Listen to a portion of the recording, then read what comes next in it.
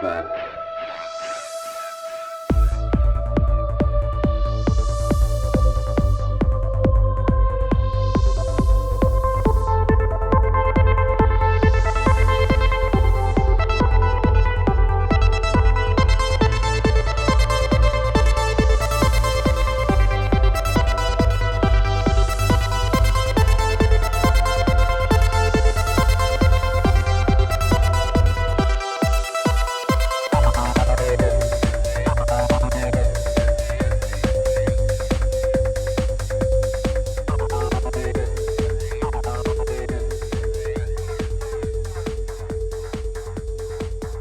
What's up? Another episode of the Ripple Effect podcast, and what a great show I have for you today. A great discussion with my guest. You guys might know him. He's the host of the Skeptical podcast, Tsakiris. It was a fun discussion. We did a lot of agreeing in the beginning of the show and then a lot of disagreeing at the end of the show. But that's what makes this show fun and interesting, is that people like Alex and myself, we're not afraid of pushing back. We're not afraid of challenging ideas. And we're also okay and comfortable with people challenging our ideas. So really fun discussion. Hold on, because in the beginning of the show, it sounds like I'm going to do most of the talking. It sounds like we're going to agree on just about everything. And then later in the show, that's when we kind of start, I shouldn't say butt heads, but we start disagreeing a little bit and pushing back a little bit. And that's really the parts of the show sometimes I like best, because let's see if there's flaws in our logic and our thinking. Let's attempt to defend our positions. So I know you guys will definitely enjoy this conversation, and I'm looking forward to getting feedback. With that said, this is a Valley for Valley show.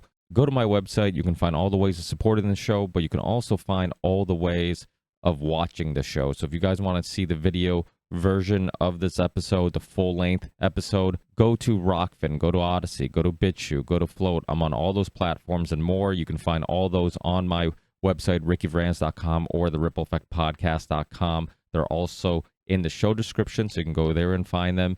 And then, like I said, you can also find ways to support the show on the rippleeffectpodcast.com. Go to support. You can find ways to donate crypto. You can donate via PayPal.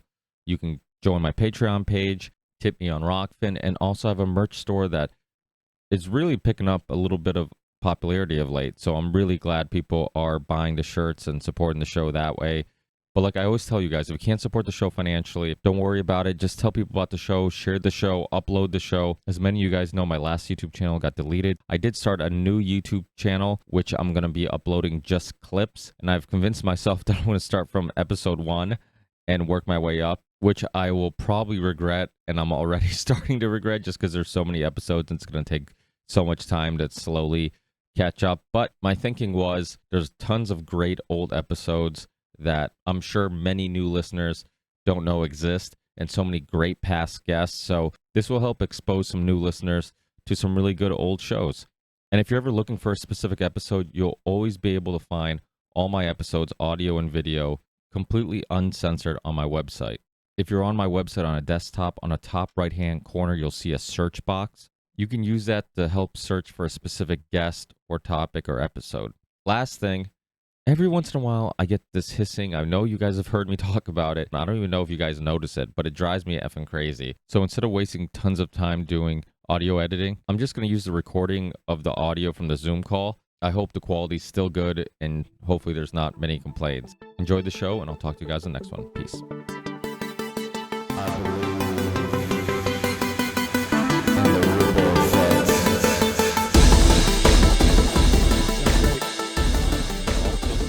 Thanks for being with me. I appreciate it. Oh, hey, I think we're gonna have a great conversation. I'm really looking forward to it. Yeah, well, we could jump right into it. I obviously I'm familiar with your work because you've been on many shows that are friends of mine, like Rye America and other people. And I think, have you been on Charlie Robinson's show? I'm trying to think if you. You know, it's funny you should say that, because I just talked to Charlie last week and really enjoyed it, because I've always been a fan of the octopus books. You know, it's really good stuff. Awesome. Yeah. But one thing I love about you, because you've been on the Union Unwanted with Charlie and I and Sam Tripoli and Midnight Mike, and I love the fact that you're always willing to push back a little bit.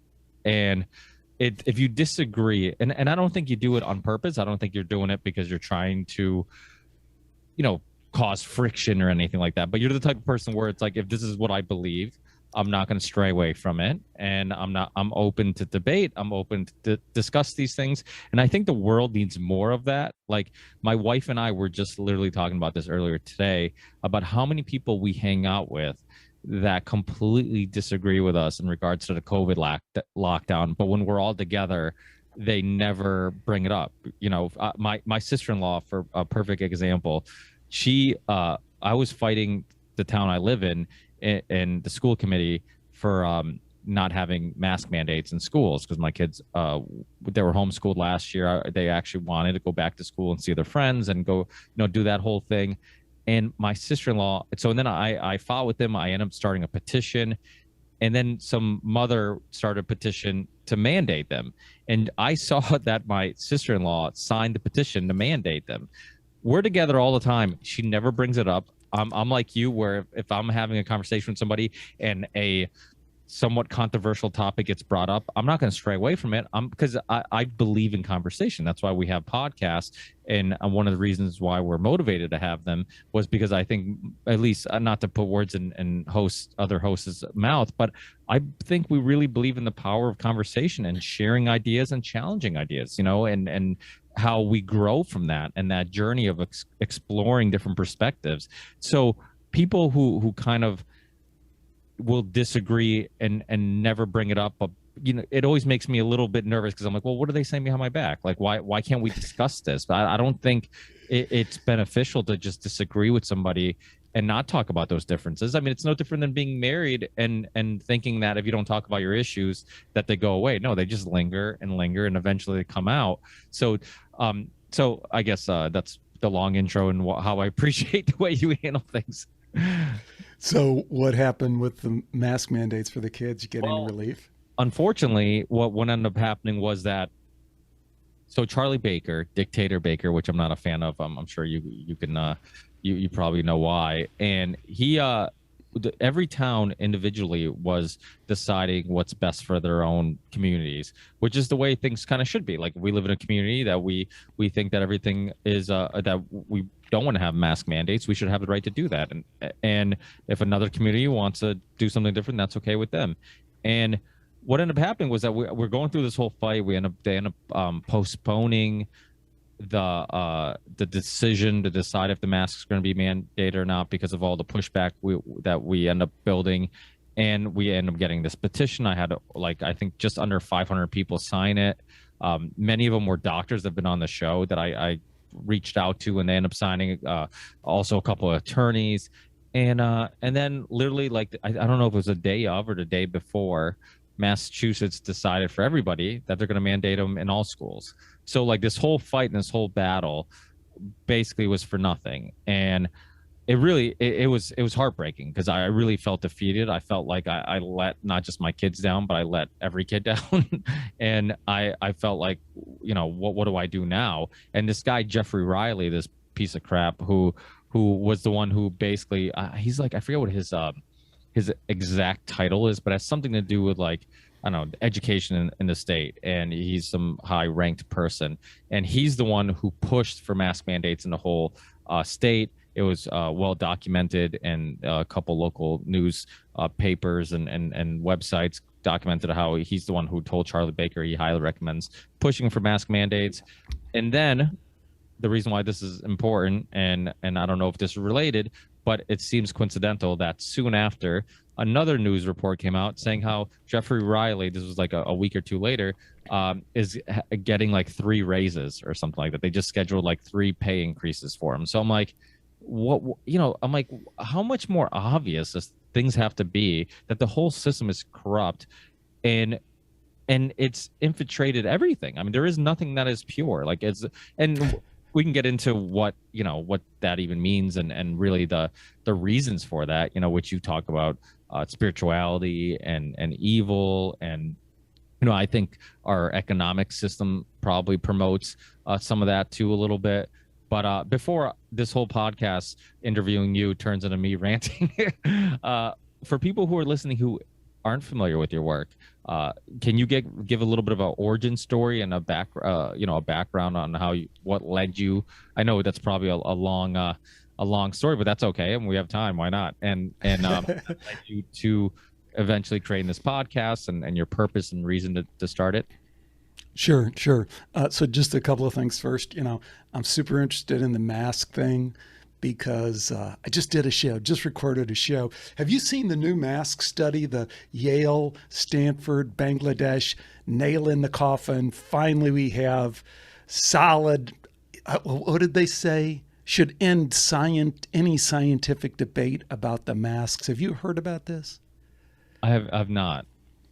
So I had really kind of stuck my neck out on the masks are bullshit. And my position was, hey, you can make a mask work in a laboratory. I believe that. But every study that's ever been done scientifically of masks controlling the spread of virus in the general population, they always come up with null result. Null result, as in we don't see any discernible difference statistically between wearing a mask and not wearing a mask. So I'm pounding on that. I interviewed this guy from this PhD. One, I have a friend, a fellow podcaster who's a friend who's totally on the other side, like has bought into all this stuff, climate change, all that crazy stuff. But he's also very into kind of the spirituality stuff. And that's where we really connect, And like you were talking about a minute ago, I think it's interesting to connect with a lot of different people. And I love having those kind of dialogues, So Rick Archer from Buddha at the Gas Pump, he's the one who puts me up to doing this kind of mask debate. And I do it with this guy, this YouTuber. He's just got a PhD from Carnegie Mellon in biology. I mean, this guy knows his stuff. He was destroyed. I mean, it was just unbelievable how unprepared he was and how unscientific he was. So I really felt, that I had my thing. And then I did another interview with this father and daughter team, which I think is fantastic. But they're both PhDs from Columbia.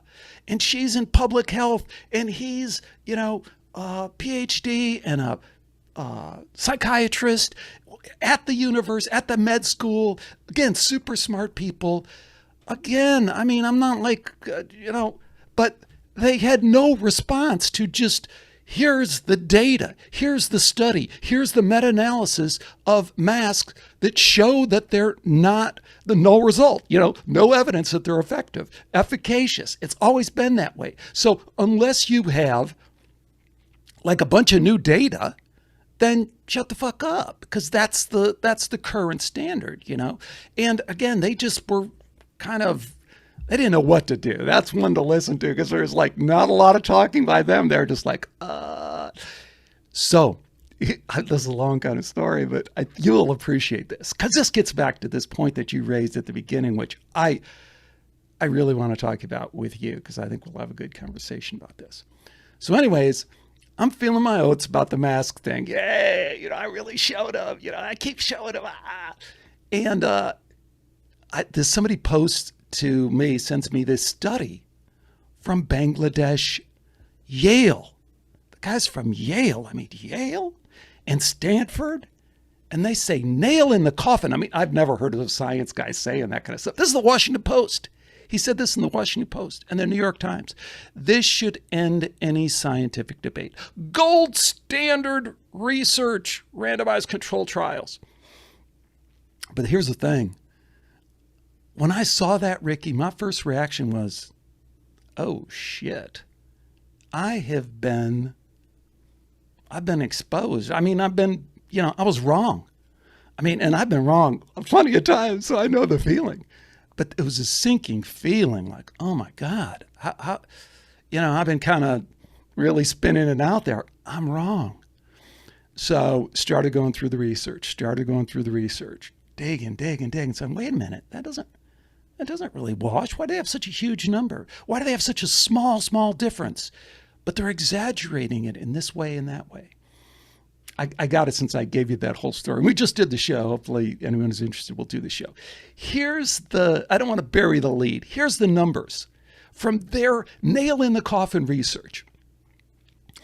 They said if you take 1,000 people and you kind of really encourage them, quote unquote, to wear a mask, and you pester the crap out of them, and you show them all these politicians that say, wear the mask, and you show them all these great soccer players in Bangladesh that say, wear the mask now, it's the good thing, you can get more people to wear the mask. And at the end of the day, of your control group of 1,000, no, I'm sorry, let's make sure that we understand this. So you take 1,000, you take 1,000 people. These are their numbers. These are their numbers. I'm just bringing them down to a level where people can understand, because they have such huge numbers and they throw around p-values, and I break all that down in the show. But here are their numbers. They say that the group that is the control group, the group that they said, wear a mask, don't wear a mask, we don't care, we're not paying any attention to you. You're the control group. 1,000 of them, at the end of the day, 8 of them test positive for COVID. Now, the 1,000, they wear the mask, they pester the crap out of them. 7 of them test positive for COVID. Now, so first of all, that's a null result. That is insignificant. No one in their right mind would say, okay, wait a minute. I mean, this is like human beings, and who did you call in? Who did you test? Were there any errors in the samples? Which they admit there were all these errors. The blood samples came in and some of them we couldn't read. We had to throw those out. We just asked people to come in. Some of them came in, some of them didn't come in. 40% of them came in. There's all these things where you would say, well, look, hey, appreciate the effort, but, no, your result does not show that masks are efficacious. You had, out of 1,000, you had a difference of one. And then if you look at the way they hype that up, nail in the coffin research, gold standard, it's a complete, what I think it is, and this would be like next level if we got there, but we'd spend all our time just talking about masks. It's the big lie. Because you get this, anyone who's in the kind of truther community gets this, is when you want to hide a mistake, when you want to hide a small lie, you use a big lie. Because what they're really hiding is the fact that we got another null result. Masks really don't work. So the way they do it is they kind of go way over the top and say, this is so good. When anyone who looks at it says, you got a difference of 1 in 1,000 of the people you tested. No one in their right mind would think that is, super significant. But the part that I really wanted to draw out is that's the process, man. To me, that's what we do, we as in this alternative media community do. That's what I always felt like I was doing. And in the show with Skeptico. And I have to say right off the bat, I am a new fan of the Ripple Effect. Fantastic. And we gotta do, I have so much material from listening to your shows. Just that you think that we got to do this the other way, right? So will you come on Skeptico after this? Absolutely. Yeah. We'll schedule something. Yeah. Okay.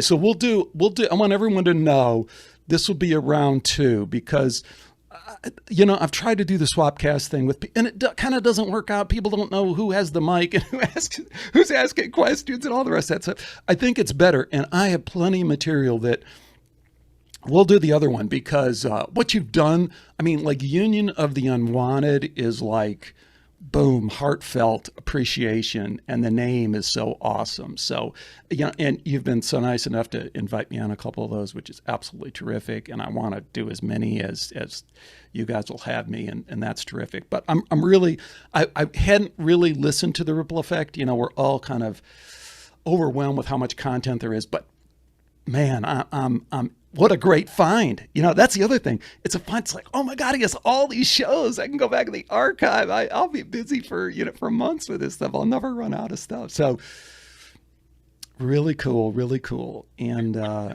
which episodes did you listen to, or anyone that caught your eye that popped out? They will come up. They will come up a bunch of them because we got to talk about the Tom Cowan thing. Dr. Tom Cowan, that's key in this whole thing that we're talking about in terms of, because you opened up by saying, hey, I can kind of I do. I kind of can alienate people. And what I've learned over time is, because we're all sensitive. Like if we alienate people, like, oh gosh, why don't people like me? And I'm sure there's people who don't like me, but really what they don't like a lot of times is they don't like the truther vibe. They don't like somebody who goes, yeah, I don't think that's true. The evidence I've read suggests otherwise. You think the earth is flat? I don't think that's the least bit credible scientifically. And I wrote a book, Why Science is Wrong About Almost Everything. So I'm not a sciencey guy, you know what I mean? I don't think that's even worth discussing. You think historical Jesus? No. I mean, have you looked into it? I mean, Josephus, Vespasian. I've just, skimmed the surface, but I've done a bunch of interviews with biblical scholars and stuff like that.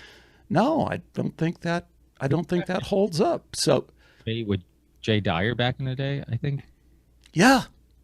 That's right, because Jay Dyer is also a friend of the show and been on the You Don't Want It a bunch. Yeah, I'm gonna have to go back and re-listen to that because now that just comes to mind that it actually just because it just all just reoccurred to me that I'm like, why do I feel like I've seen you in a debate with some, and then it was Jay Dyer a long time ago. Yeah, it's probably a few years ago. I would say.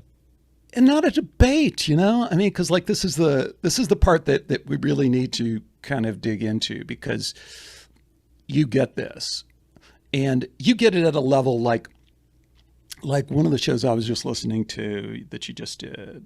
I think it was with Cheney, and man, you were talking about the podcasting journey, and you're the first person who I've ever heard say this or / admit it. But, you said, hey, part of the reason I'm doing this is for my kids. I just think it'd be kind of cool to have this legacy, this body of, whether they used it or not, just to say, that's where dad was at, and better yet, you've been doing it for a long time. Like, that's where dad was at the beginning. And then that's where dad was at the middle. And that's where dad was at the end. Oh man, that is like, I've never been willing to admit that, but damn, that was absolutely one of the reasons I did Skeptico. So it's fair to say you're a dad, and yeah, four times over, And you said you're doing the soccer coaching. Did you used to play soccer? So I grew up. It's weird. I've had a weird life journey. I was born in Portugal, so soccer is in my DNA somewhere. And but when I came to America, I was playing when I was really little, but you probably heard me say this, or I'm sure the listeners have heard me repeat this before, but my dad was like typical, like old school Portuguese father or European father, where their job wasn't really to be the nurturer. His job was to go to work, and then when he comes home, he's tired, you leave him alone. So my mom would bring me to soccer practice, and she didn't care about soccer at all. She's not, even till this day, she's could care less about sports. So she would just go and gossip with the other moms. So I, as time went by, like I just got to a point where I'm like, okay, well, this isn't fun and nobody really cares. Nobody really gave me positive motivation. And so then I kind of lost interest, and I end up getting out of it. And then I did the complete opposite thing. I think a little bit was because, and some of my listeners might know, I'm a twin. And because I'm a twin, I think I was going through a little bit of a identity crisis, because when everybody's always like, oh, being a twin would be cool. I'm like, kind of. I'm like, but there's also a lot of weird things you don't really consider or even think about until you experience it. And one of the experiences that you go through is everybody kind of combining you as one person. So my brother's name's Bruno. So this is like, would be typical when I was a kid growing up. People would be like, hey, which one are you, Ricky or Bruno? And before you could answer, they just continue talking. Like, your consciousness is shared and your mind is shared, and it doesn't matter which one I'm talking to, it's all the same. So you it has some effect on you.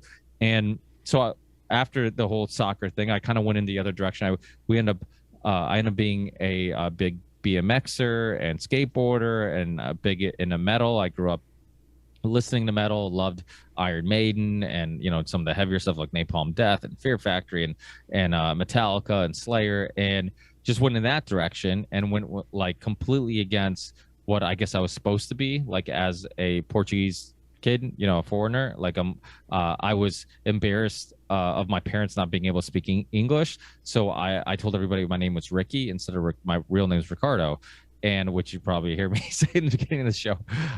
But I just wanted to fit in. So I'm like, oh, Ricky sounds more American. So let me try to fit in. And it's typical. That's what kids do. The kids want to try to find a community or fit in somewhere, which, I mean, that leads into a lot. I mean, I think even today, that's a huge issue when you see uh, nothing but a group of young kids wearing masks, or you see a group of young kids wanting to do hormone replacement and stuff like that. Like, I think a lot of it's just trying to fit into a group. It's not even necessarily because you think masks work or because you think you're another gender. It's because your group, have it's groupthink. Everybody's kind of, decided to do this thing together. And so yeah, so and then as I got older, I started appreciating sports more. I was in a metal band, and after band practice, we would walk to either ride or walk to the local basketball court, and we would play the bandmates. It was four of us. We would play 2-on-2, and then I just got really into sports, and I've always been kind of one of those perfectionists where I just like I get into something and it's a new challenge and I want to get it right. And that's how, many of us are like that. Sometimes you have to like let it go. It's like, listen, this little noise I'm trying to edit out of this podcast, nobody's going to know it's there. Stop driving myself crazy about trying to eliminate it. So I got into sports, and then I was one of those people growing up, always like, I loved poetry. I loved writing and lyrics and writing music. And I love tapping into that part of my imagination and tapping into your emotions and feelings, and how it forces you to self-reflect and really analyze things that maybe if you were just in your everyday routine you wouldn't analyze. So I was always one of those people. I'm like, yeah, sports are pointless. And then once I got into sports later in life, I'm like, oh wait, there's benefit here. Like, it teaches teamwork. It teaches you that hard work pays off. So there's life lessons that you can learn from this too. Sacrifice, which I think is huge. Your willingness to pass the ball to somebody because they have a better chance of scoring than you do. And your willingness to maybe not get the fame and all the attention for scoring, for doing what's best for the team. So all these things were kind of new to me when to just kind of realize the importance of sports. So, and then little by little, I got into basketball, got into soccer again. And now, a couple times a week I play pickup soccer and pickup basketball. And I also coach my son. He's big in soccer. He's killing it. We're very lucky because in our town that we grew up in, or that I grew up in, Ludlow, Massachusetts, it's a huge Polish and Portuguese immigrant town. So a lot of people like myself are like right off the boat. So of course they don't care about American sports. So they're all like, Ludlow became just a hot spot for soccer. It's one of those towns where you go to a local town like Springfield, which is where the Basketball Hall of Fame is. Kids in school are wearing LeBron James, Michael Jordan jerseys. You come to Ludlow, people are wearing Ronaldo jerseys and Messi jerseys, and soccer is the big thing. So to be able to kind of be around that community and have that passion, and my son to be around other kids who care about soccer and watch soccer is awesome. So I started coaching. I guess I'm making this story really long. But yeah, I eventually end up being asked to coach because I go to every game. I go to every practice. I know the coaches. They understand like my passion to help my son improve and just understanding the importance of sports.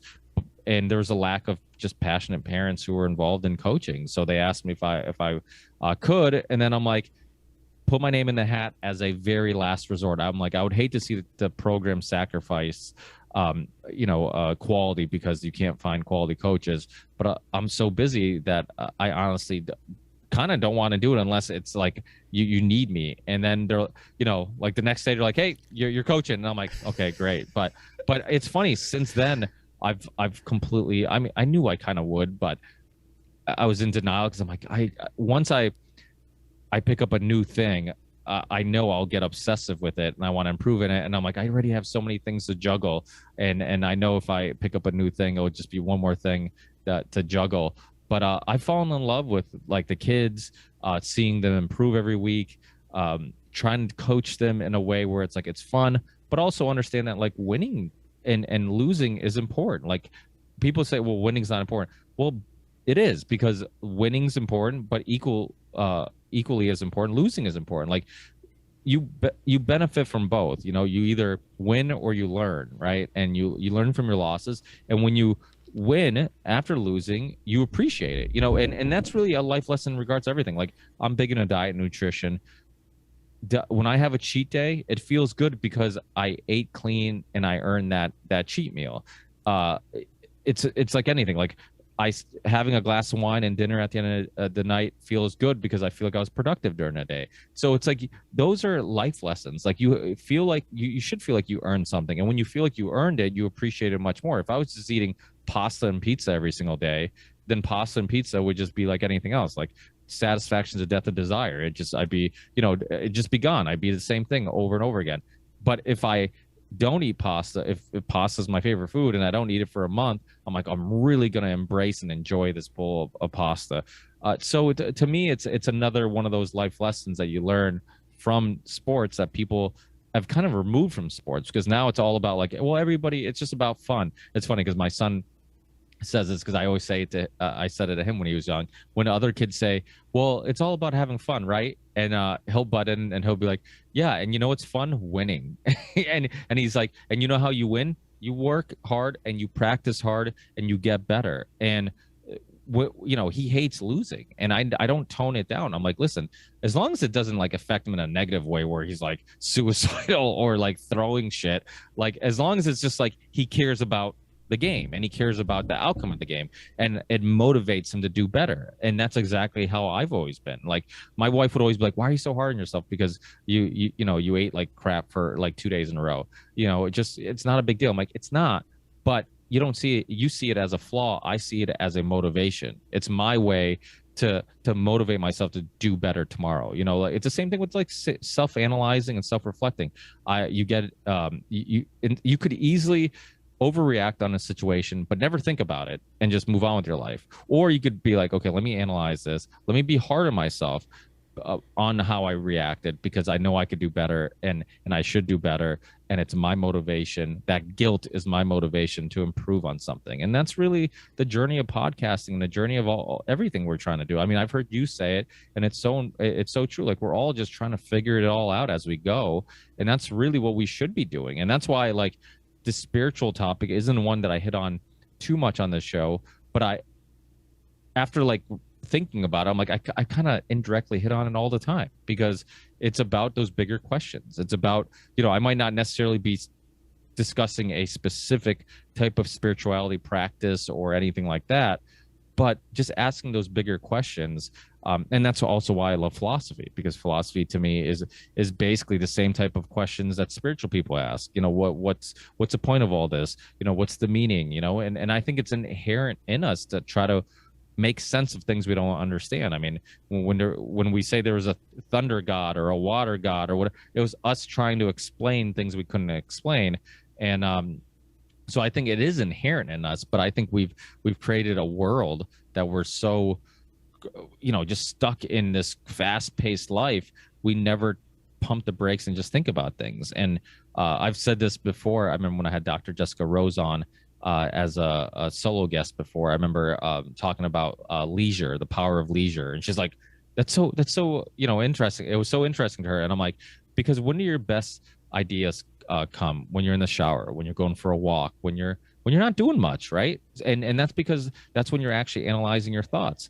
If you're just constantly go, you could be going down the wrong path, the wrong road, making some poor decisions or maybe not the best moral decisions, and never even question it because you're too busy to even pump the brakes and think about it. So I think having downtime is sometimes important, and having that, or even some reflecting time, if it's having a cigar and a whiskey, having a glass of wine, if it's just sitting in the backyard and just listening to Mother Nature, if it's whatever, or yoga. People love yoga. I think one of the reasons why yoga has gotten so popular is because they didn't realize it, but a lot of it's not it's not improving your life just physically, but mentally and spiritually. Because there are a lot of yogis will, and I've done yoga a couple times in my life, just when I would have back problems, and then I would try to just stretch and do yoga. Like a lot of yoga instructors will tell you, like, you leave your problems at the door when you come in here. And that's what people need. They need something that they can disconnect from the world. They can hit the reset button. And that's why I think the power of hobbies are so important. Like if it's a sport, if it's painting, drawing, woodwork, whatever it may be, just some way to disconnect. And music was my disconnect for a long time, but podcasts have kind of taken over that, or filled that emptiness. And I absolutely love it, because I'm just an idiot trying to connect the dots and trying to gather pieces. And it's a metaphor I say all the time on the show. It's like life's a giant puzzle, and I'm just trying to gather as many pieces as possible, knowing that there's so many puzzle pieces I can never gather them all, but try to gather as many as possible, hoping that I have some understanding of the image. And so that's I've talked for so long, I forgot what your question was. No, I was actually asking you about the soccer dad, and the way you filled it in was kind of perfect, because one, it's interesting that you have this kind of background from Portugal and Portuguese people, and your parents, that's their first language. And for me, I'm second generation, so my grandparents on half, are Greek. And but growing up, you're in Massachusetts, you'll get this. I mean, growing up, I thought I was Greek. That's who we were. We were Greek. We went to the Greek Orthodox Church, and my mother was out of the scene, so that was kind of. But it was also all about sports. I mean, it was about sports from the beginning. My dad, was kind of this boxer, and had boxed in the Navy, and had gone to Michigan State University on a boxing scholarship. And I was like, that was it. You were going to do sports, and my brother and I were pretty big. Football. I mean, we did football. And you didn't think about not doing it. I mean, that was it. But like you, I mean, there's so many kind of parallels, because I had these other interests, and I just knew that I did, about deeper things, philosophical things. I always found that scientific things, and it's not like that was beat out of me or anything like that. It didn't resonate with the people I was around. It was like, no, man, football, you're going to make the team. What do you? So I went through that whole thing, and wound up playing in college on a scholarship, which was fantastic. And it wasn't a super big school, which was all the better, because you couldn't really fool yourself that you're going to have an NFL career or anything like that unless you were totally delusional. But then to your point, man, the kids, I really wanted to introduce my kids to sports for all the reasons that you said. And the coaching thing, tell me what you think about this. But one of the things that you're maybe earlier on in the process, because my kids are a little bit older. My youngest just went to, is the last one to go to college.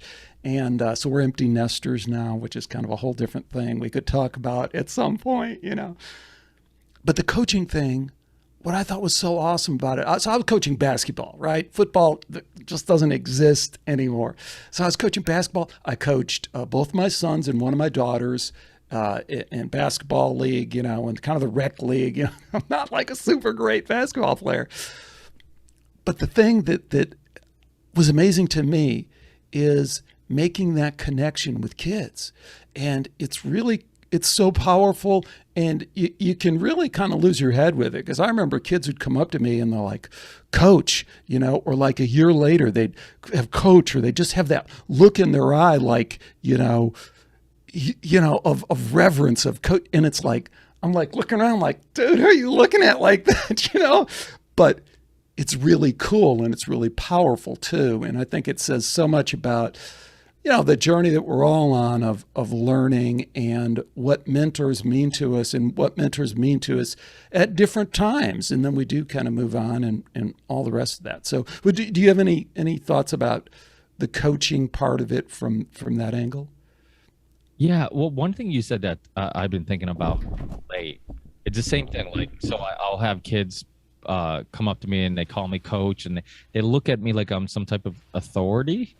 Like, like I'm like, I'm a dad. Yeah, I'm a dad, and I'm kind of just filling in. I'm doing the same thing I do with my kids, only I'm doing it with all these other kids, just trying to teach them the game and get them to motivate them to play.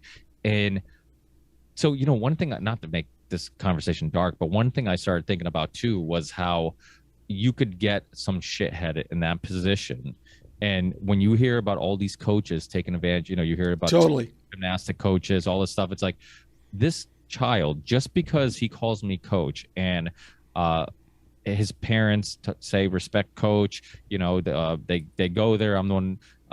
Their parents are bringing them to come hang out with me for an hour, and I'm teaching them stuff, and it creates this illusion that I'm this authority. I could completely see somebody taking advantage of this because you're earning a child's trust without actually earning it, and for some reason this kid trusts you because you're everybody's calling you coach. And so it made me really kind of reanalyze some of these stories with coaches and children and how they're taking, and I'm like, wow, I could see how easily this could be done. Like, it's just, they look at you, like you said, like coach, like, coach would never hurt me, coach would never do anything harmful. So that's one. Let me try to talk about it in a positive light. The other thing that has come to me is how, because I wasn't a great kid. I never felt like I was a bad kid, but I hated school, and I felt like I didn't understand why I couldn't ask certain questions or why I had to learn certain things, and nobody wanted to explain any of that to me. So I mean, for example, I had such a bad reputation that my biology teacher, when I walked in, said, "You're not going to be in my class," and every day during her period, I had to go to the office. And then my freshman year in high school, I had a teacher who just came from an alternative school where kids who got kicked out of public schools would go to, and it was his first year at Ludlow High, and he basically his one job was to teach me and, like, I don't know, like 4 or 5 other kids. Were in one class all day, and he would teach us all the subjects, and basically he was paid to handle us, and we connected with them, and he was and this kind of goes into something that you scratched the surface about, how sometimes you don't know what kid you're connecting with or how you're going to impact his life, or because looking back at our lives, how many conversations do we're like, why is that with us? Why do I remember that? You know what I'm talking about, right? Oh, totally. Yes. Yeah. And so we never know which conversation is going to stick with that kid forever. Which piece of advice. And sometimes, you probably just think, oh, that was insignificant, what I just told them. But looking back at our lives as adults, I mean, so many of us will look back and we're like, I don't know why, but that one piece of advice, or that one time we had that little heart to heart, it stuck with me forever, and it helped mold who I am, or it was important to me in some sense. So debate, like, that's always the thing that I looked at parenting as. Like, it is a responsibility to constantly understand that everything I say, everything I do, everything that my children are being exposed to, our conversations, everything, like, is going to have an impact on them, and it's a important responsibility. Something, I've talked about this on the show, where, like, sometimes you can unknowingly cause trauma, right? Because you're handling something a certain way, you're interpreting it one way, the child's interpreting it a different way, and next thing you know, it has a negative impact on them. So it's like, to me, like, parenting is one of the biggest issues in America specifically.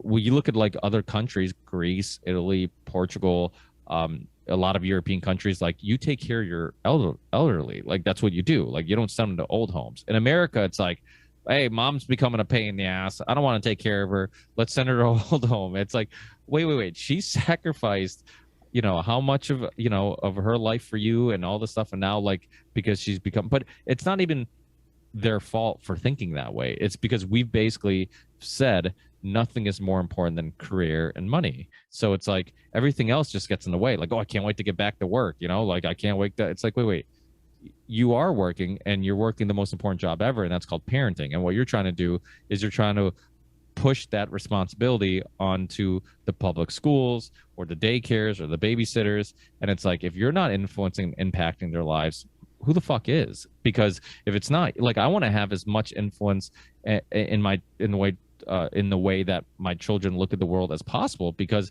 at least I know I'm attempting to help mold the worldview in a positive way, I don't know what the incentives or the intentions of anybody else might be. So these are things that, like, it's a cultural issue, progress, right? I know when you were on the Truthzilla podcast, you talked about it slightly, and I'm a big fan of Dr. Christopher Ryan. He wrote the book Civilized to Death. He's been on my show also, and he's probably more famous for his first book called Sex at Dawn. And Civilized to Death, I remember when I had him on, and I was such a fan of his work, and I loved Civilized to Death. I loved the idea of this, of just like, what is progress? Like, we think like technology is advancing, cars are getting faster, we just have more shit, so we like, this must be progress, and yet we're more depressed, more unhappy, more all these things. So it's like, okay, well, then what is progress, right? We look at our primitive ancestors and we think, oh, they worked way longer than we did, they were unhappy.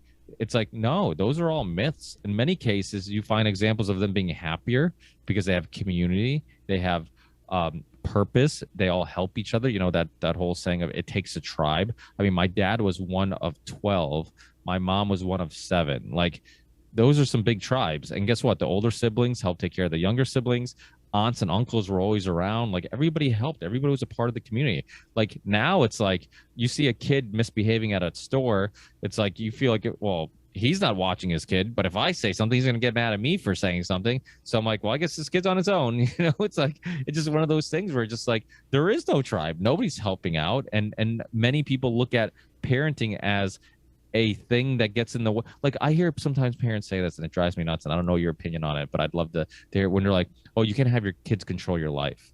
And I'm like, okay, well, what does that mean? Or when they say, oh, your kids can't be your best friend, you can't be friends with your kids. I'm like, I don't know, because I'm like, my kids are my best friends, and just like most people that you love in your life, you don't want to disappoint them and you don't want to hurt their feelings. So when my kids don't behave and they know that I'm hurt because of it, they want to do better. So that's a different approach from saying, well, I need to get them to behave, so let me be stricter and let me be harder on them and let me, put some fear in them. It's like, well, okay, that's one approach, but I think my approach is better, and we're going to connect better, and we're going to have a better relationship. And me going out of my way for my kids I don't look at it as like they're controlling my life because I'm giving them what they want to do. Like, we forget, like, when we were kids, something that was a huge deal to us, our parents sometimes didn't understand. Like, everybody's at the basketball court playing. Like, Mom, can I go play for a little bit? Everybody's there, and no, it's too close to dinner, don't go. Like, she just kind of brushes it off, no big deal. To me, I'm heartbroken because I know, like, a bunch of friends I haven't seen in a while are there, or we talked about how we're going to play this other group of kids and we're going to kick their butts or whatever. Like, whatever's going on, it's all like perception, right? And so I constantly have this conversation with my wife and about, like, hey, you might not care about this one little thing, like, because it's probably in the scheme of things, it's not a big deal. And you're right, like, the kids shouldn't be making a big deal out of it, but to them, it's a big deal, and that's important. Like, to understand, like, okay, like, let's attempt to see things from their perspective. So you kind of have the same internal conversations and dilemmas with how to go about things. Well, I think it's awesome. I think I came to that slower, to be honest. But I definitely see the wisdom in totally what you're saying. I think it really is a deeper wisdom to be willing to think of your kids the same way you think of other people, that, oh, they're on their own journey. Maybe they see things differently. It's like, we just think we don't have to do that with our kids. But I think you're spot on. And I think the other thing that you're saying that I can relate to is, you being Ricky, that's enough of a motivation. That's a tremendous amount of, especially, how many boys do you have? I have one boy and one girl. Oh, okay. So for your boy, he's got tons of pressure. You don't need to apply. Ricky is the pressure point. You know what I mean? And so cool. I think that's very cool what you said. I'm very deep, very spiritual. Well, it's funny because I was talking to Lindsay from Rogue Ways not too long ago, and this is like, I think right after my first day coaching, and I remember saying, like, I had a kid that came to practice, and he said, "Hey, is there a lot of running in soccer? Because I don't like to run." And I'm just like, "Oh, holy shit!" Like my first impression was like, maybe I should tell him like, "Hey, did your parents know what they signed you up for? Like, do they even understand what we're here to do?" But and then I'm like, you know what? Let's take it in a different approach. I'm like, "Look, you know what? You're gonna do great." I'm like, running seems really hard at first, but as you practice it and you get better at it, you're gonna end up enjoying it, and you're not even gonna think about it because you're chasing the ball and you're having fun or whatever. And there's a couple of kids that would, just like me, and that biology teacher didn't want me in the class because she thought I was going to ruin the class or make it hard for other kids to pay attention. There's kids that will, test you, and every time you turn your back, they're poking somebody, they're picking flowers, they're not paying attention, and you're just like, I'm like, how many times do I have to yell at this kid to pay attention? And I constantly catch myself because I'm like, this little kid was me, and some adult could have gave up on me, and there's some adults that didn't. And I have a handful of them growing up that I think took a little bit of time to try to get to know me, understand like what my issues were or what I was dealing with, or psychologically why I wasn't motivated. And I connected with those people, and then I wanted to do good, and I wanted to whatever would make them proud of me. I wanted them to be proud of me because they took the time to talk to me. And so I keep thinking like these kids, I don't know what home life they have. I don't know what type of relationship they have with their kids. And I have this one kid, right, who's like probably one of the bigger troublemakers in my group. And I'm really proud of him because I'm finding ways to get him to contribute during our games on weekends, and we have games on weekends. And not to toot my own horn, but we're undefeated. And but the best part is I'm finding ways to get these weaker kids who really have never kicked the ball in their life, don't know anything about sports. I mean, I tell them like, hey, you're going to play defense. They're like, what's defense? It's like they have no understanding of what's going on, but I'm finding ways to get them to contribute. And I'm like, okay, we'll just do this. Okay, well, let's put you in goalie. Let's put you on defense. I'm like, don't worry about if you mess up. I'm like, just play hard. And as long as you play hard, you're going to get minutes. I don't care if you play well or bad. I just want to see effort. And then they're kicking the ball. I had this one kid, his mom came up to me. He's like, hey, my son was really happy because he said he touched the ball 7 times during the last game. And I'm like, oh, he's counting. I'm like, that's great. I'm like, he's finding motivation, And then this other kid that I can't get him to pay attention much, but when he does, he's not bad. But he can be a little frustrating because like I said, he's never paying attention. And then at the end of practice, he's like, this week, Monday, he's like, or Tuesday, he's like, practice over. I'm like, yeah. And I'm like, you can go home now. He's like, but I don't want to go home. I want to continue, And I'm like, wow, And then his adult that's there to pick him up, we're all walking. I was assuming it was his dad, and then I was telling who I thought was his dad, like, hey, he's doing really good. I'm like, he's contributing. I'm like, I'm really happy that he's getting better every week, and you can slowly start seeing him actually start to enjoy playing. And then he's like, yeah, he's like, he was telling me that he was really enjoying the games and he was having fun. And then the little kid's like, yeah, he's like, oh, this isn't my dad though, this is my uncle. And then I'm like, oh, okay. And he's like, yeah, I live with him. And then I'm like, and I don't know what his home life is, right? But immediately I'm like, fuck, man. I'm like, I don't know what this kid's going through. Like, why doesn't he know his parents? Well, like, does he know his parents? I'm like, his parent, because he gets dropped off, his uncle just leaves. Like, he doesn't need. So I mean, God bless his uncle for like maybe taking the lead in a shitty situation and taking care of him, but he doesn't have a whole lot of positive influence in his life. Nobody. I mean, when my son's practicing or my daughter is doing anything, like, I'm right there, I'm watching because I want to see what they can improve. I want to see what he's having issues with. I want to talk to him about it because then he knows that I paid attention, I care. And I also want him to be able to look back when he does something really impressive and know that like we're sharing this moment together. Like he knows I saw it and I was paying attention. This kid doesn't have that. How is he going to motivate himself, And Rogan says it. I think it's Rogan who has said it before, and I completely agree with him. Like, there's no shitty kids. There's only shitty parents, and every, and it goes back to like nature versus nurture, but without a doubt, nature has a part of it, nurture, or nurture has a part of it, and if they don't have any positive influences in their lives, if they don't have anybody to teach them and gather those pieces to make sense of the world or to motivate them, because it's like I had this author years ago. You know who Brian Callen is? You know The Brian name sounds familiar. Yeah. does the show with Sam Tripoli, the Conspiracy Social Club. It's Yeah. a Yeah.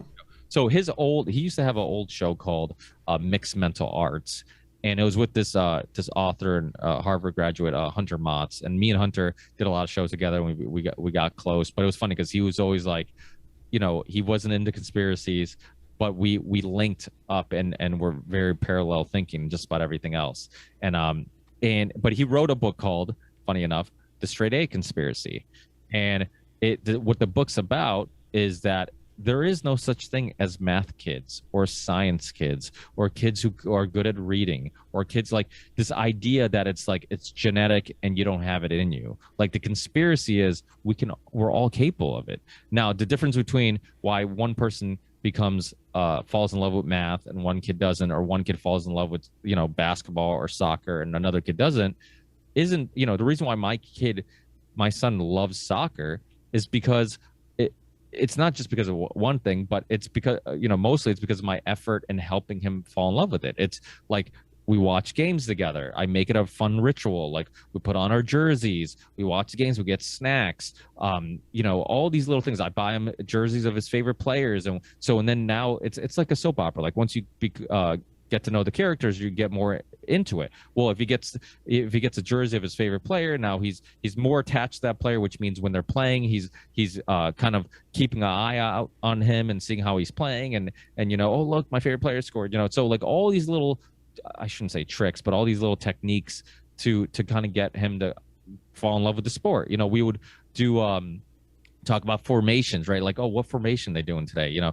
remember when my son started school, the teacher's like, oh, dude, he knows a lot of like huge numbers. Like he knows a lot of big numbers. And I'm like, yeah. I'm like, this has nothing. I'm like, it's not from math. And he's like, really? He's like, well, what is it? And I'm like, from sports. I'm like, he'll be like, hey, what number is whoever? And I'm like, oh, he's 22. We'll look for the 22. That's him. And he starts figuring out. Same thing with formations. We would look at like, oh, what formation is this team doing before the game? Oh, they're doing a 4-3-3 or a 4. So and then just all these little things. Like people don't realize kids are constantly learning. You don't need to put them in a public school setting for them to learn. Like you're extracting information from all over the place all the time. And if you just take the time to discuss things with them or explain, because kids want to learn shit. I mean, that's why they ask so many questions. But typically parents are like, my kid does bad in school. And then 2 seconds later, they're like, the kid's asking them a question and they're like, leave me alone. I answered that already. Or go ask your mother. It's like, wait. So you're basically in one aspect, you're saying that they don't want to learn and that's why they're doing bad in school. It's not your fault. And then another aspect, they're actually trying to learn and then you poo-poo it and you kind of brush it aside and think it's not significant.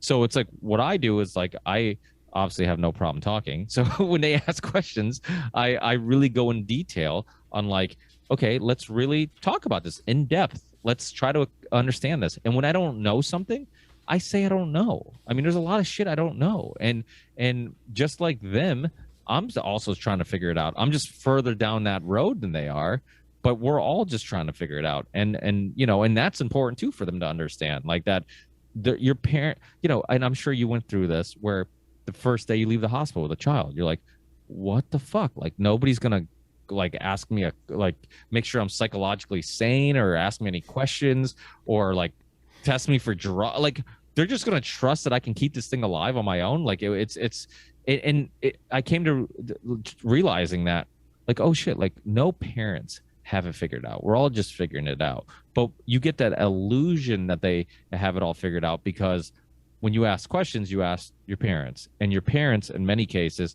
will answer like they know, right? They'll be like, this is why this is like that. And that's why this and that.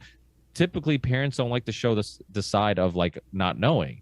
So you have this illusion that they have it all figured out. And then you become the parent. You're like, oh shit, no, they never had it figured out. They're making it up as they go, just like we do, So it's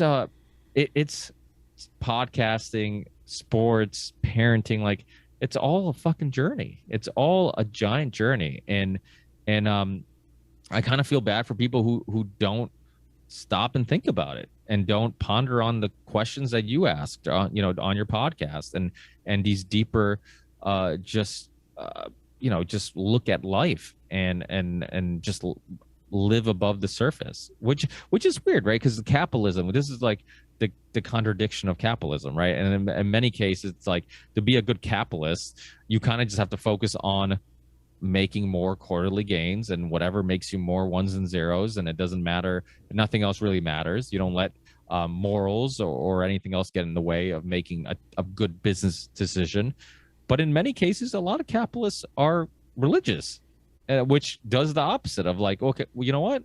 It's not, those things aren't important. What is important is loving your neighbor and being a good person and all that, so there's so many contradictions in life, and pondering on all those things and more, I think is where we kind of have the benefit of doing that on podcasts, which I don't think people do enough of.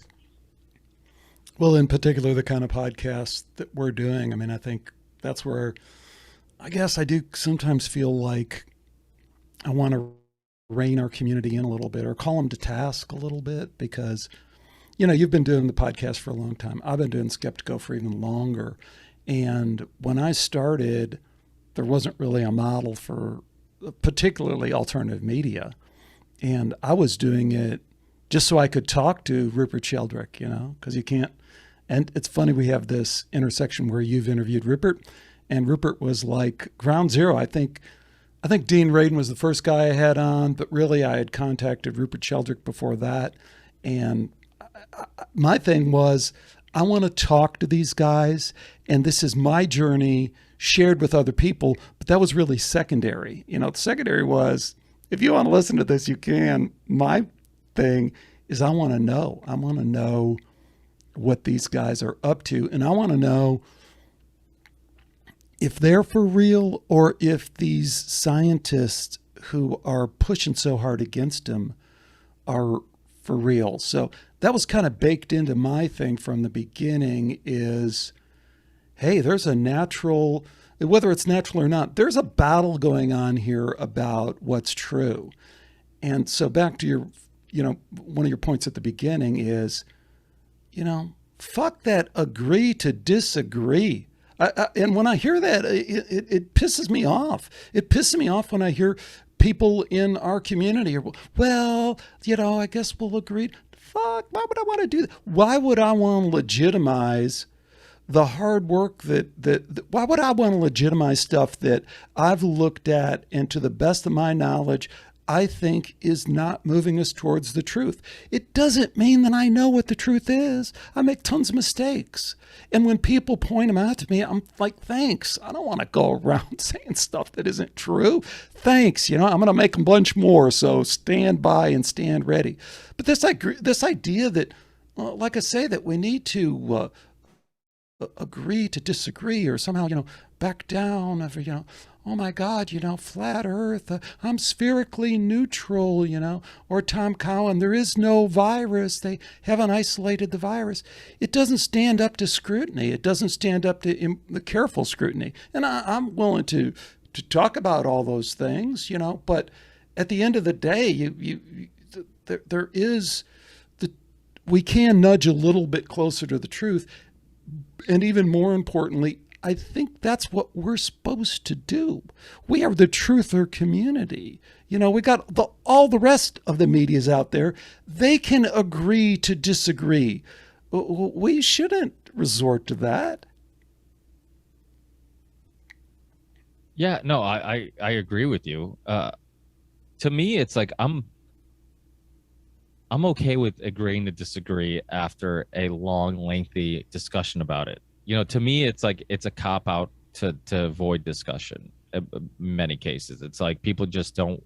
We'll just agree to disagree. It's like, wait, well, can we talk about it? Let's figure out like where we agree, where we disagree. Like maybe we can find some happy medium. And can you find a happy medium? I hate to pound on flat Earth, but it's kind of like a good, I think, entry point into that kind of discussion, because like like Eddie Bravo is the people most people associate with flat Earth. I think Eddie Bravo. I don't know Eddie Bravo. You've had him on. You've talked to him. I think he's a cool guy. I also wrestled like in high school, so I was always into jiu-jitsu, and his match with both his matches with Gracie. I mean, I watched the whole thing. 15 minutes of him just trying to get that next little thing and then doing it. Genius in. There's a whole lot of genius associated with being that good, but he doesn't know shit about science. He doesn't know shit about physics. And when he spews that shit about flat Earth, it is. Here's my thing about it: is that to me, it has all the makings of a psyop. I believe it is a psyop. I just interviewed a friend of mine, Dr. Andy Paquette, and he's the guy who we did the mask the thing with, the mask show on the phony junk science Yale Stanford study. And the reason Andy's good is Andy has a PhD from King's College London. He's published in a bunch of journals, and one of the journals I really respect, the Journal for Scientific Exploration, because I know what the peer review process is like, and I know how difficult it is. By the way, if I can just backtrack, Stanford Yale study, and you can just go to Bangladesh, Yale, Stanford study. You'll find it really quick. Published before it's peer reviewed. Preprint, they call it. This is like verboten you don't publish before you have peer review. And as Andy points out, peer review is like a real part of the process because you get your peers to review and criticize your work, which is what you want if you're really doing science. But if you're doing fake junk science, then you don't want that and you want to publish before. But I digress, because back to the point about the flat Earth stuff is that it's not even wrong. It doesn't make any sense. So the reason why I consider it the best candidate for a psyop is, like Andy's article that he sent me, is washing lies was his point, which is kind of an interesting term. And he says, if you are a player, and we understand because we have this worldview, which again, this worldview that you and I share of this kind of conspiratorial worldview, which we'll just talk second nature about that, It's kind of interesting because I've been on this journey for so long. There's like this transition. Like if you go back to the beginning of Skeptico in my shows, like Rupert Sheldrake, I'm going to jump all over the place. Rupert Sheldrake is like an awesome guy. And he will go down in history as like a super awesome, important guy. And so will Dr. Dean Radin, two people I really respect. And Rupert Sheldrake, for people who don't know, is this Cambridge biologist. And as you pointed out in a recent episode you did, he had this whole thing about morphic genetic fields. And the idea is kind of the 100th monkey. A monkey on the island learns to use the club or use the stick to get ants. And all of a sudden, the monkey on the other island learns to do it. And Sheldrake proved it in a number of ways, but he proved it like the rats in the maze thing. These guys in South Africa are teaching these rats to run through a maze. And lo and behold, these guys at Columbia now, all of a sudden their rats are in a very small but measurable way figuring stuff out differently. And then he did some real experiments with like dogs that know when their owners are coming home. And he actually wrote a book on this. And I probably have 10 interviews early on because I interviewed him and I interviewed his major detractor, a guy named Dr. Richard Wiseman, who is also British and is like super, just this is olden days kind of thing. He was like super skeptic and very highly regarded, quote unquote, there. So there's all this hashing out. I am thankful that I kind of cut my teeth with that level of rigor that it takes to really stay up with those guys and really, pour through the peer-reviewed papers and compare, contrast, and beat people down. And we even kind of beat Richard Wiseman down and had him admit that, yeah, Sheldrake is kind of right here, But again, I digress. About 3 levels. Andy's paper about washing lies, what it suggests is that we understand. I got to finish that other point. I'm sorry, too many digressions. Rupert is awesome. Rupert wrote the foreword to my book, Why Science is Wrong About Almost Everything. But it wasn't really the foreword to the book that I wanted. And he even told me I can't really write the foreword to this book because I'm still in science. I can't attach my name to Why Science is Wrong About Almost Everything. So he wrote the foreword, and he wrote all these kind of qualifications that makes it kind of a weird foreword. But at the end of the day, even guys who are in it to that level of, Rupert Sheldrake can't really be where we're at, Ricky, with to understand the conspiratorial nature of this.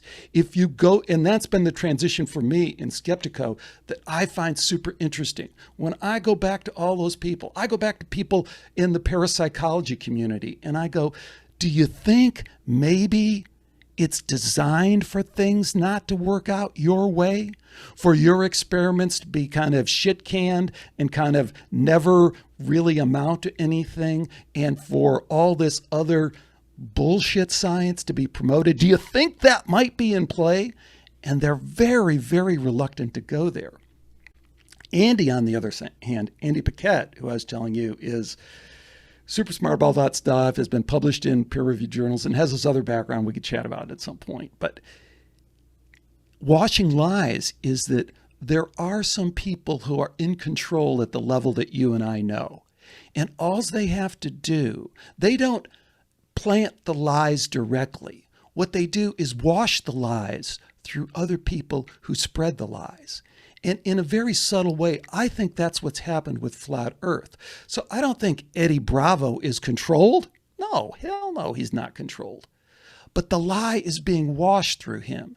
And here's why I think, I suspect that the Flat Earth is a psyop, is because look what it accomplishes. Look what it accomplishes for our community, if you will, our truther community.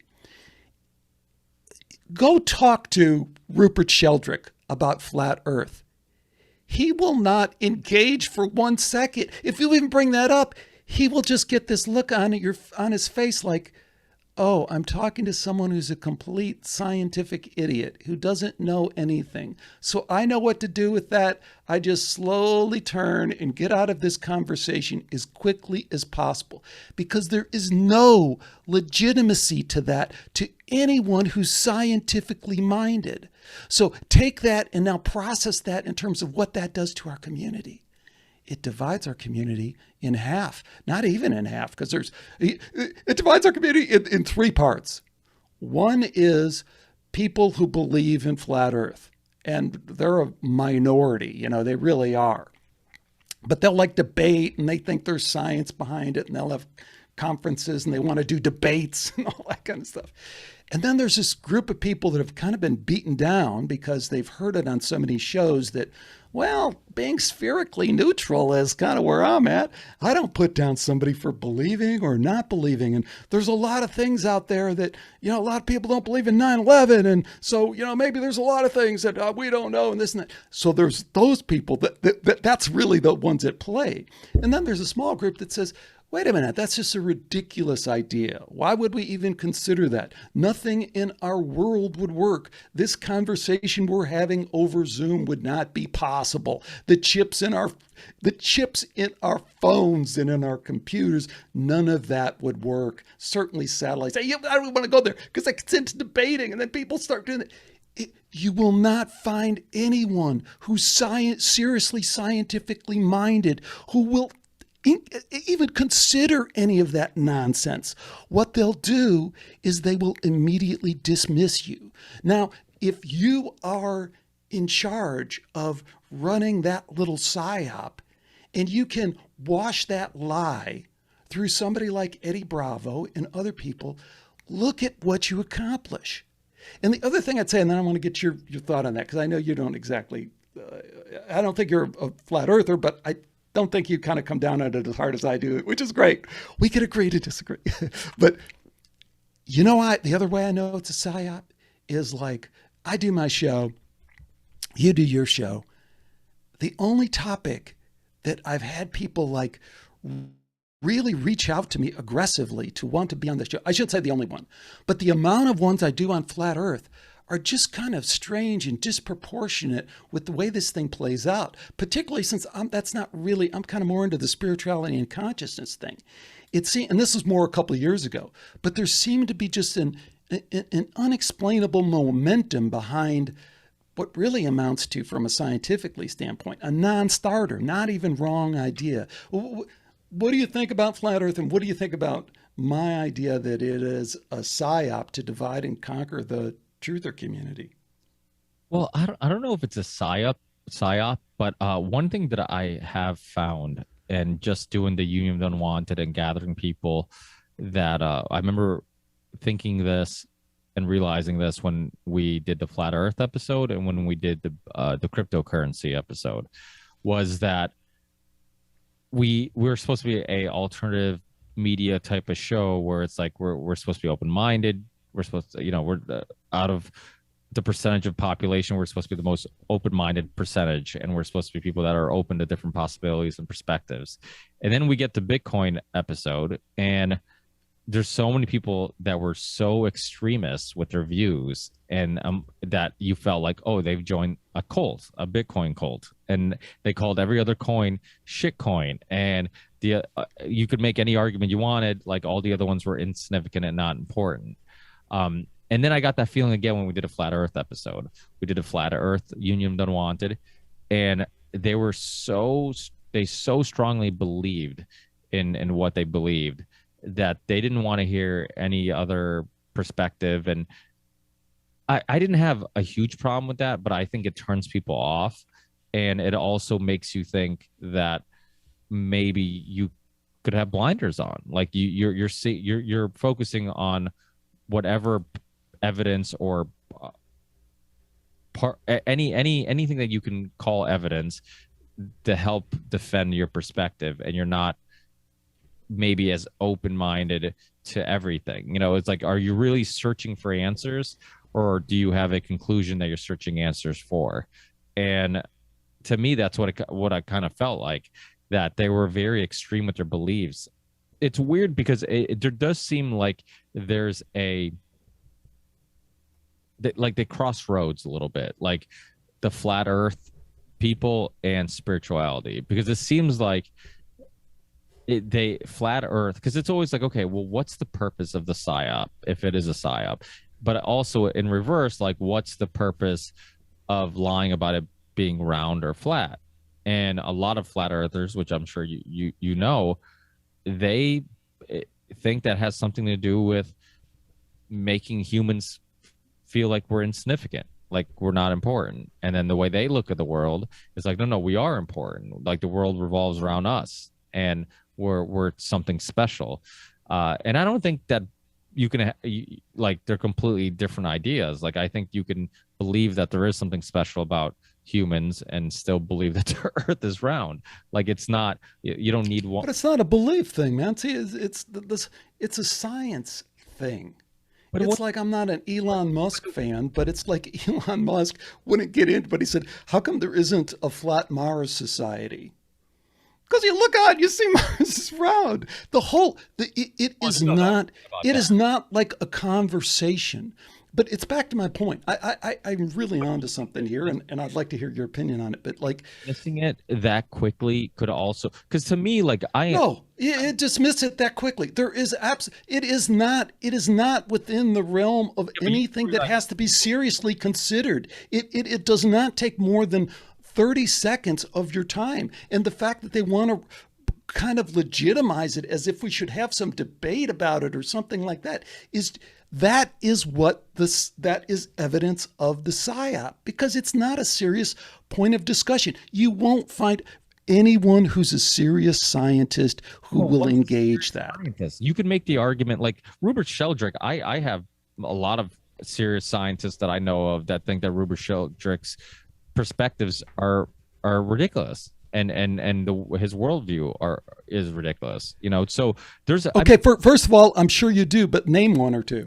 I would have to. I have to spend a lot. There's a lot of.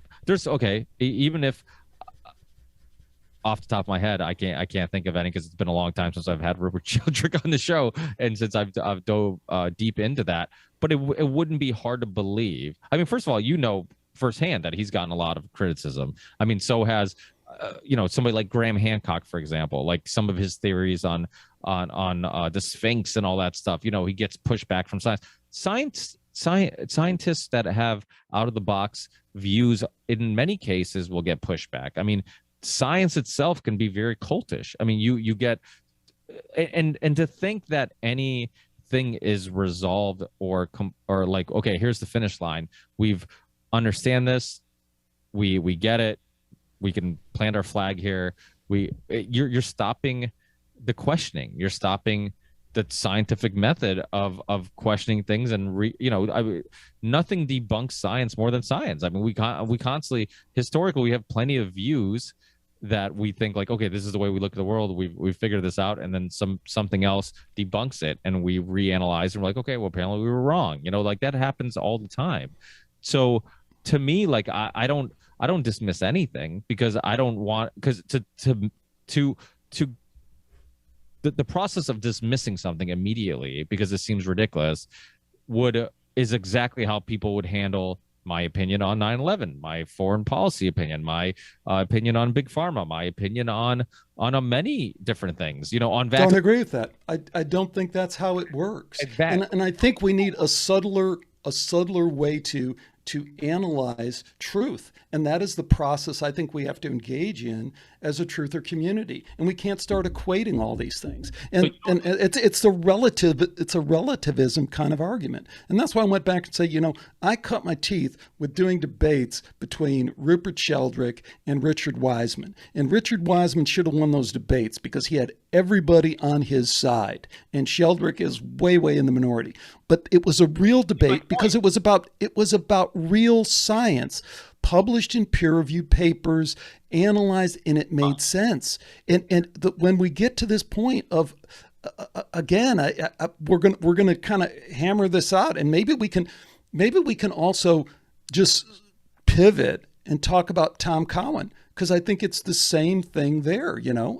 I do, and I think we have to refine.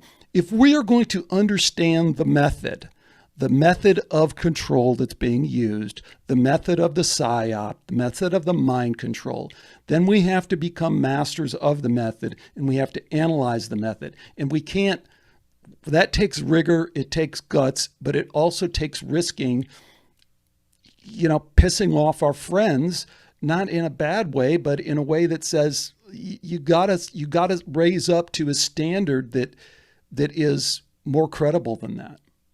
Yeah, but something being peer reviewed does not mean the argument's over or the debate's over or the conversation, and not just that, the peer review just. But Ricky, that is also, yes, peer review is not what it used to be, and you can get almost anything in a peer reviewed journal that the pay to publish kind of thing. Absolutely. But it is fundamentally wrong to think that peer review is that broken. It's not. And like I mentioned, talking to Dr. Andy Paquette, we talked about the Journal of Scientific Exploration. Most peer-reviewed journals still function correctly. And I had the editor, I've interviewed him multiple times, the Journal of Scientific Exploration. A lot of these journals, the peer reviews are now posted publicly. So you can read the criticism of those reviews. So this idea, again, where people go, oh, peer review is broken, you could get anything through peer review. That's really not true, especially if a journal has any kind of credibility. The peer review process is still a functioning process. So I just think we have to be really careful as we have to sharpen our skills in this truther community and not buy into some of this bullshit that we hear and just dismiss it out of hand. Oh, peer review it doesn't mean anything. Get peer reviewed in a good journal, and that's important. And that is really the process that we're talking about. Because what peer review says is that I was able to convince other people who have the basic credentials. It's like when people want to talk about, oh, he doesn't have a PhD, that doesn't matter, and this and that. Well, it matters somewhat. For somebody, I got an MBA, and I went back to University of Arizona to get a PhD. I did not finish my PhD, but I was there for 2 years. I taught classes. I was in the process. I understand what the dissertation process is like. Do not dismiss the people who were in that program were smart. They had risen. They had risen above a lot of other people in terms of smarts. So no, Eddie Bravo wouldn't have made it. He wouldn't have cut it at that group. It's like when people tell me flat Earth. What I often do is I just show like an AP Physics question. From, if you're a high school student, you want to take AP Physics, then at the end you have a test that you take, whether you can skip the introductory physics class in college. Go look at those. Those are hard. I don't know all of them, but I can do a couple of them. That should be your entry point into the game before I have to listen to your fucking opinion on flat Earth. Can you do AP Physics? Can you do high school level AP Physics? If you can't, then we really don't need to hear from you on what is essentially fundamentally a physics question, or a question that requires a lot of physics science. And when people dismiss that, I think we're just as a community, we're just losing any kind of credibility or force that intellectual force or power we might have. Well, first, I want to highly recommend this short documentary by James Corbett called "The Crisis of Science," and I mean it's just one example of many, examples of just how corrupt the peer-reviewed system is, and how there's been example of like completely ridiculous peer-reviewed studies. Agreed. That were published. Basically, they tried to make it ridiculous to just kind of prove the point that you can get certain things. And again, it doesn't dismiss. I'm not a black or white person. Like I try not to take a stance on something without exploring all the possibilities. And I agree with you. Like without a doubt, you can't dismiss somebody who has a PhD, because what does that mean? That means that they learned a topic, a subject. They put in some work to understand it. They were taught by people who do understand it. You had your nose in a book. But you look at historically, there's many examples of people who had scientific breakthroughs who weren't experts in that field. And I think the benefit of that, and I talked to Dr. Jessica Rose about this, one of the times she was on, about how like you go to, because she's a virologist, she understands biology, she understands these things, but she's taught like, okay, these are the books, these are the basics you have to know first. The second you start doing that, you basically have decided that like the way this person prior to me understands the world or biology, I'm adopting that and it's becoming my beliefs, instead of somebody from the outside world who goes like, okay, let me look at this from a completely different perspective, because I haven't been in. It's no different. I'll use music as a perfect example. If I'm taught how to play the guitar, I'm going to that person's going to kind of unknowingly push their style of looking at music onto me.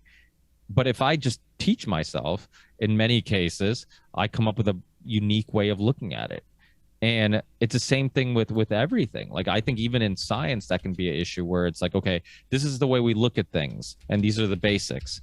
Well, once you decide that this is the way we look at things and these are the basics, it's much harder to question those things that basically are the foundation of your understanding of that topic. So that's why you do see people from the outside, of that expertise coming up with a very creative way of looking at things, or a scientific breakthrough. I mean, Elon Musk, you brought him up. He's a perfect example.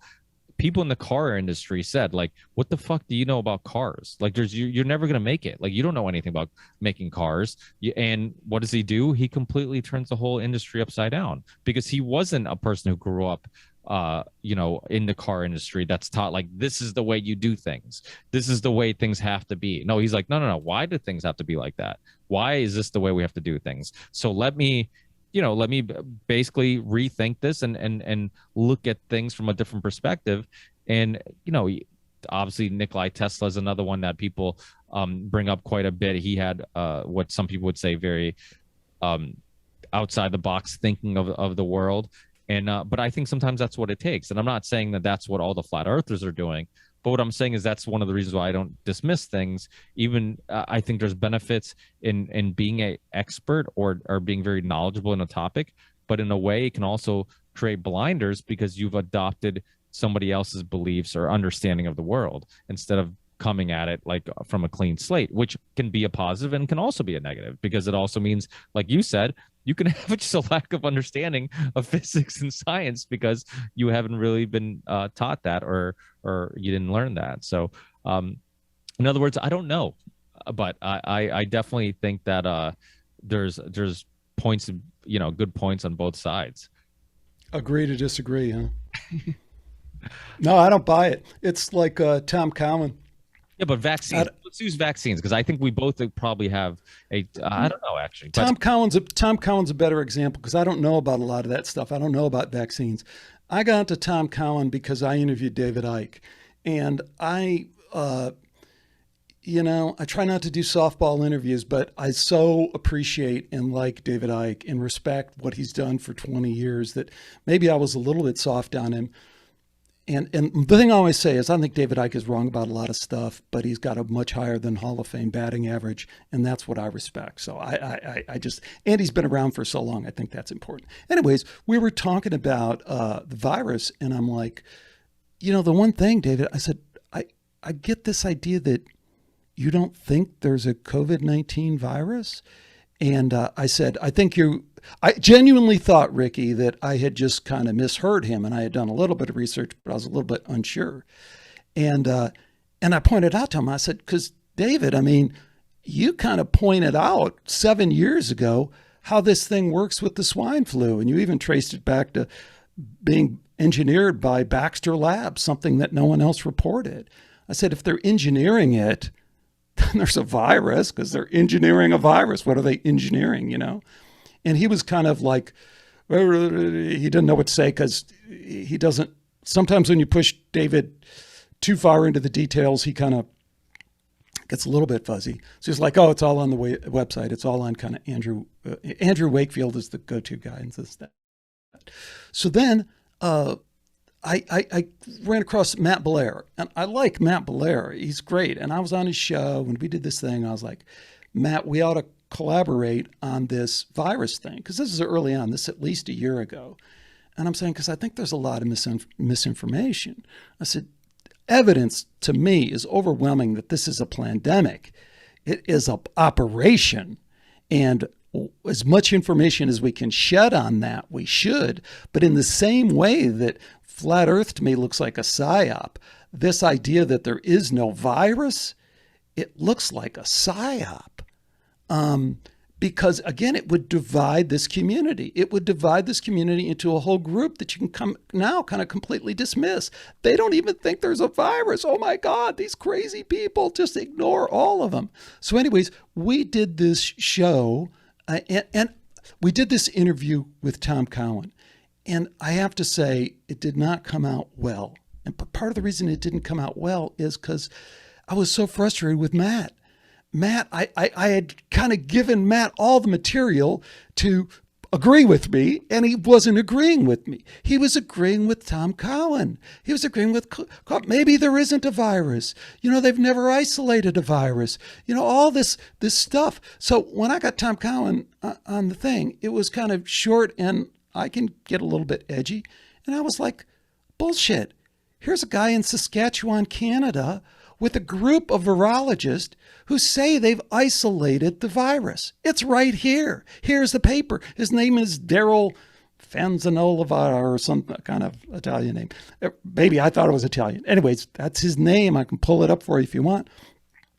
So his response is, well, if he has, then he ought to tell the CDC because the CDC. I'm like, bullshit. That isn't any kind of answer. Let's look at Daryl's credentials. Daryl is published in Nature. Ooh, Daryl is a virologist. Ooh, PhD. Daryl worked for 10 years in Saudi Arabia in looking for how viruses move from camels to the general population and can cause these health problems and stuff in this. Now, I'm not against the terrain versus germ theory kind of stuff. I think there's a kernel of truth. I think we get that. We all get that. Let the kids go out and play in the dirt and, germs aren't always bad. But this idea that you can't get a viral overload is just such complete nonsense. It doesn't even make any sense. I always go back when I was on THC with Greg Carlwood, we had this discussion. I go back to the Jonas Salk thing with the Alton Ashford thing, the famous polio thing, where this guy from Tulane University, same kind of thing. He's like the Moderna of today. He has Cutter Labs manufacturing this vaccine for polio, right, which was the big thing. And they're one of the. This is a great story. If no one's ever read this, they need to dig it up. And it's in Dr. Mary's Monkey, but it's in a bunch of other places. But the polio vaccine comes out.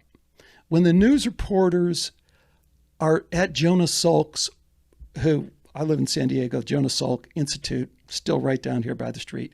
He was like a worldwide hero. The reporters at the polio vaccine press release were crying. Were absolutely crying because people were so afraid of polio and what it was doing to kids and stuff like that. So he comes out. That's the big thing. Now they have to start manufacturing the vaccine. One of the labs that is just like today, this is a complete repeat. One of the labs that gets the license to do it is Cutter Labs. Cutter Labs is partially owned by this guy in Tulane whose name you can still see on a bunch of hospitals down there. It's Oshner, and his name is Dr. Alton Oshner. And there's this woman, like a legitimate scientist in Cutter Labs, and she starts going, guys, I don't want to make a big deal out of it, but this vaccine seems to be causing problems. We have the monkeys that are dying when we give them the vaccine. So, of course, the big guy, he doesn't want to lose his money, doesn't want to lose the big opportunity. He says, bullshit, we got to go forward with the vaccine. As a matter of fact, I am so confident I am going to bring my 2 grandchildren in here. And in front of this stage, in front of all you doctors, I am going to inject them with the vaccine, our vaccine from Cutter Labs. He does so, and one of the kids dies within 24 hours, and the other one contracts serious polio and is maimed horribly for life. So, one, that makes for very difficult Thanksgiving dinner conversations after that. But the other thing that, like Tom Cowan, who says, and Andrew Kaufman, vaccines never, not vaccines. He says viruses, never shown that viruses cause any illness, never shown that I mean, that experiment, along with common sense logic, would tell you that, yes, vaccines can be dangerous, but the reason those vaccines in that case killed the one kid and gave the other kid polio is because they had a virus in them. And if you get a viral overload plugged into your arm, or if you get it because your body generates it, it can kill you. And that doesn't dismiss totally the terrain versus germ kind of theory, but it does this idea that there is no COVID-19 virus, that they've never isolated the virus. Hell, you had Whitney Webb on your show. Who can be more convincing that they engineered the fucking virus? How could they engineer it if there wasn't a virus to engineer? I mean, it's ridiculous logic. Why do we have to listen to Tom Cowan on that? It doesn't make any sense. We don't have to put it down and say, well, I don't know, maybe that's right. We have to be able to sort this shit out, or we're not going to be a truther community. We're just going to be conspiratainment. We're just going to be, hey, everyone has different beliefs. I don't know. Peer review doesn't work. Science doesn't work. I'm into spirituality. I wrote science. Why science is wrong about almost everything. But science is good for some things. Yeah. What do you think of Cowan's interpretation of water, his understanding of water? Have you heard him discuss it? A little bit, but I can't get past, if I can, you know what I'm a big about, and this is both good and bad, but litmus test. You know what? It's a litmus test. If you can't get past that, Tom, then, I got too many things to do than to worry about your theory about water or any of the rest of this shit. If you think, Daryl up in Saskatchewan and thousands of virologists around the world are in this level of conspiracy where they're kissing their wife goodbye and patting the kids on the head when they leave, and then going out to commit this massive kind of organized medical fraud to fake that there is a virus. That is the world that we would have to believe if we believed Tom Cowan. So why can't we take a stand and say, Tom, what you're saying just isn't credible. If we really think it through, it doesn't make any sense. I think we have to get there. We can't keep circulating these people through the podcast and going, wow, isn't it interesting? And imagine, what if the world really is flat? It's not going to get us anywhere, except where it gets us is we're just further dismissed by anyone who is critical thinking. But couldn't you? So two people that you like, Rupert Sheldrake and David Icke. One doesn't believe that viruses exist at the moment, and also believed in reptilians at the time. So if you could make the argument, well, my Lipton test says that dude, like, you're saying that he's right most of the time. I'm not even going to listen to what he's right about, because he's so wrong about. I think he's so wrong about those two things. Then the other one, Rupert Sheldrake, which I'm also a fan of, and I'm a fan of David Icke too. And I'm just making the point that why I think we shouldn't dismiss people that quickly. And you can make the argument to even dismiss some of the people you like. Let's go to just the Rupert Sheldrake's Wikipedia page. I mean, it does in the first paragraph. He's called pseudoscience. Not that Wikipedia is any standard of anything, but I think, you said to me, like, oh, name a scientist. But and then you did also say 2 seconds later, or maybe not 2 seconds, a couple minutes later, that that Rupert Sheldrake's in the minority and in some of his theories and beliefs. So a lot of people are probably equally as passionate about Sheldrake being wrong about things. But Ricky, this is the point I guess I'm making, is who then is going to be able to sort this level of stuff out? Because we really are in a predicament. Rupert is never going to be legitimized by mainstream science. That is a conspiracy, though. See, what Rupert doesn't fully realize, and like a lot of those, they think what's that? The flat earthers think it's a conspiracy. Hold on. Put the flat earthers out of it, because let's let Rupert in the tent, because Rupert is Cambridge biology. Rupert's published in Nature. Rupert has all the things that we would want to see to be credible scientifically. So for now, let's let him in the tent, and we'll decide who else gets in the tent. What Rupert doesn't realize is that, like, these parapsychologists, and I've been talking to these guys for 15 years, they always felt like eventually that tent was the big tent. And what they realized is their tent wasn't really the tent. And they were never really going to get in the tent. And that was never really at play. But they kept going around in circles thinking, oh yeah, this is going to be legitimized because I've done all the science. I've replicated it. I've discovered the file drawer problem. I've discovered the experimenter effect. I've done it better than almost any other branch of science. This will rise to the top.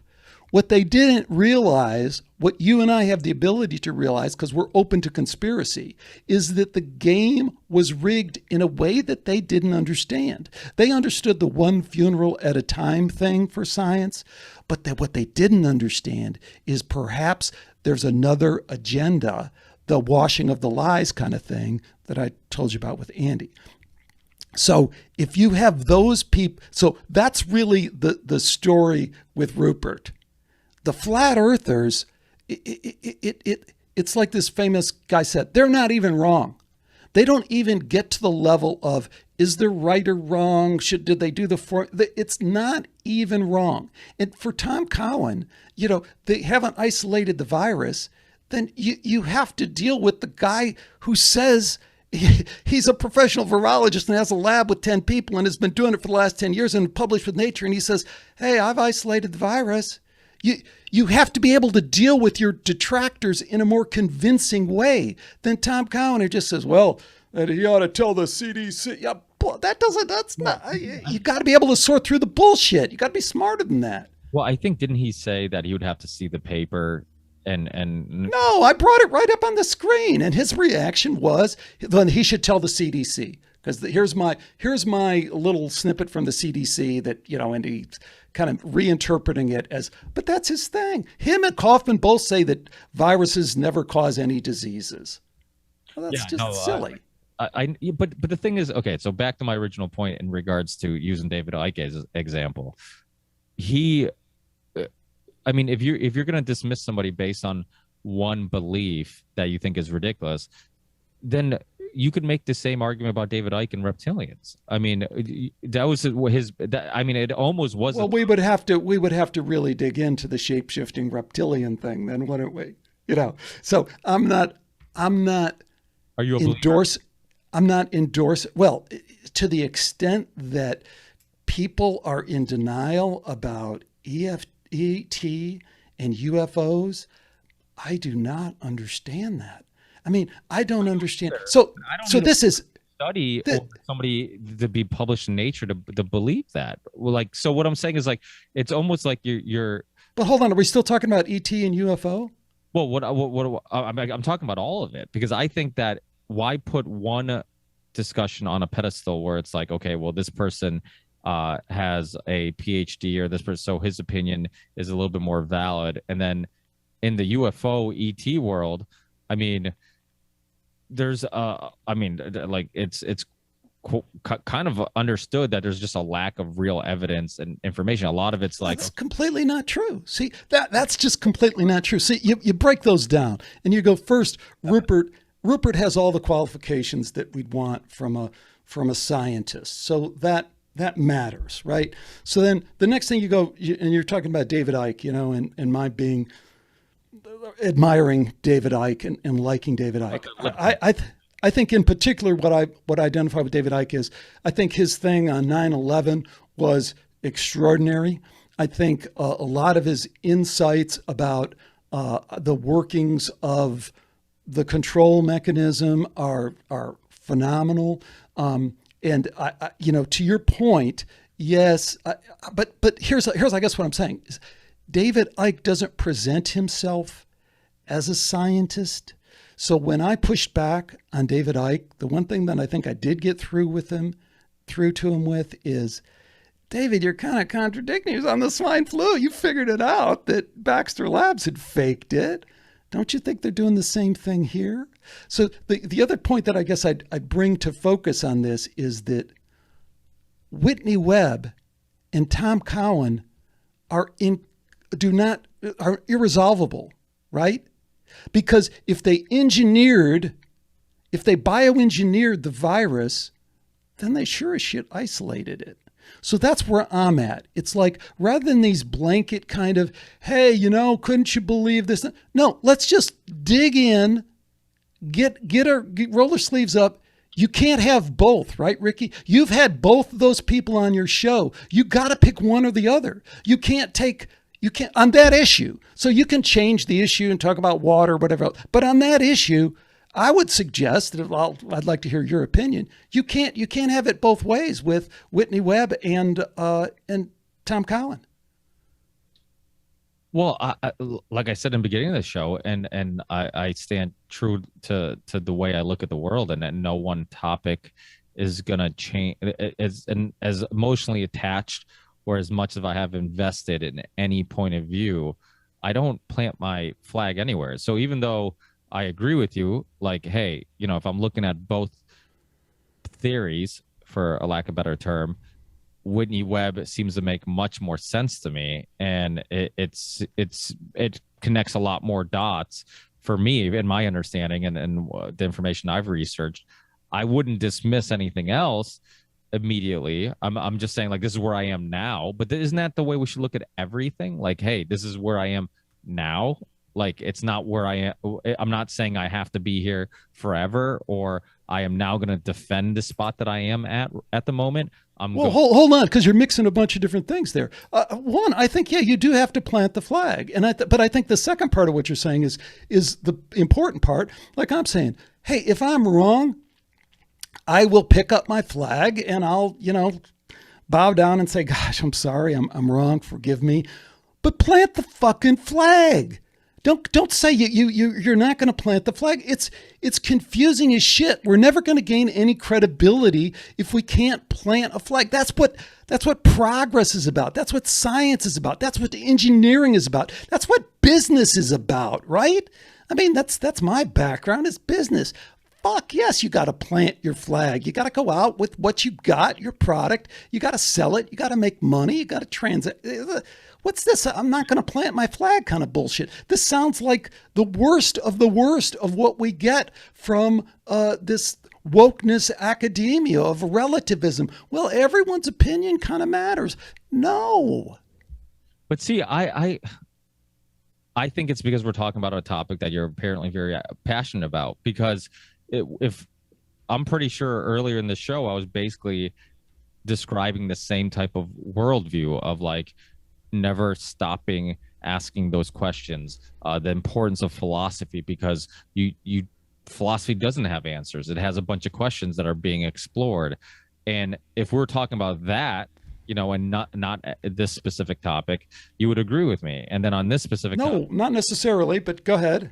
No, but you didn't disagree with me. I mean, I spent a lot of time, expanding on that, on that worldview and this idea of constantly going on this journey and exploring things and constantly questioning things. But Ricky, I feel like you're not getting. I don't think that conflicts. What I'm saying is you can plant your flag.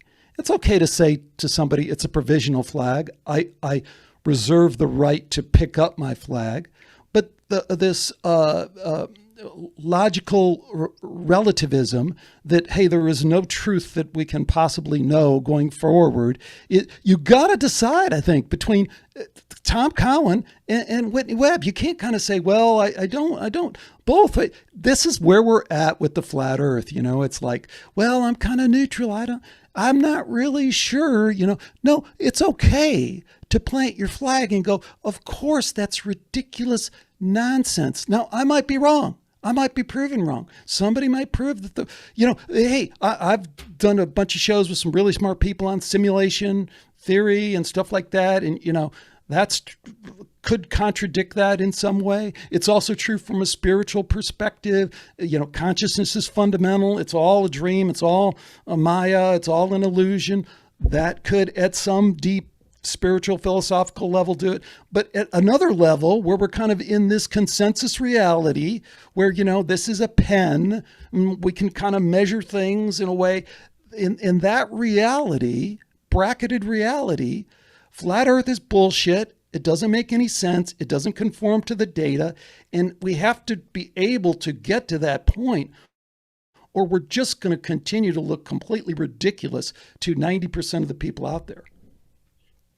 But a lot of things that we can measure and things that we probably agree on, we look ridiculous.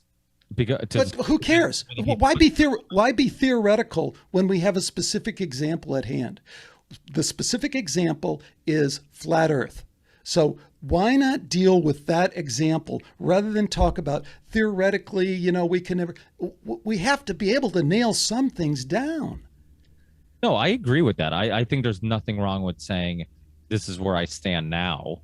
I just, the concern about that is that I'm always kind of self-conscious of, if I plant a flag here, does that mean I start defending where the flag is instead of still questioning why I planted the flag here and questioning if there's other places to plant the flag? I think that that's an important exercise to continue doing. I mean, like you said, there's people that we both agree with that the majority of scientists would disagree with, and yet we look at that information, we say, no, I think that there's reason to believe his theory makes sense. And so a lot of it's perspective. I think the majority of people agreeing on one thing doesn't mean it's right. It doesn't mean that it makes the most sense. It's no different than saying like pop music, like if it's the most popular music, it must be the best music. I mean, it's perspective, it's subjective. It is different. It's How? just different. If you're going to play the game, again, my background is a computer programmer. I was a computer engineer and all three. Your code either works or it doesn't work. There's no,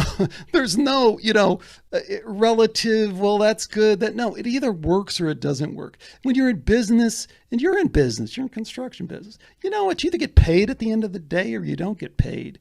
Your account balances or it doesn't balance. Not everything is this relativistic bullshit, and again, I'm all about spirituality. I'm all about the mysteries that are irresolvable and can't possibly be contemplated.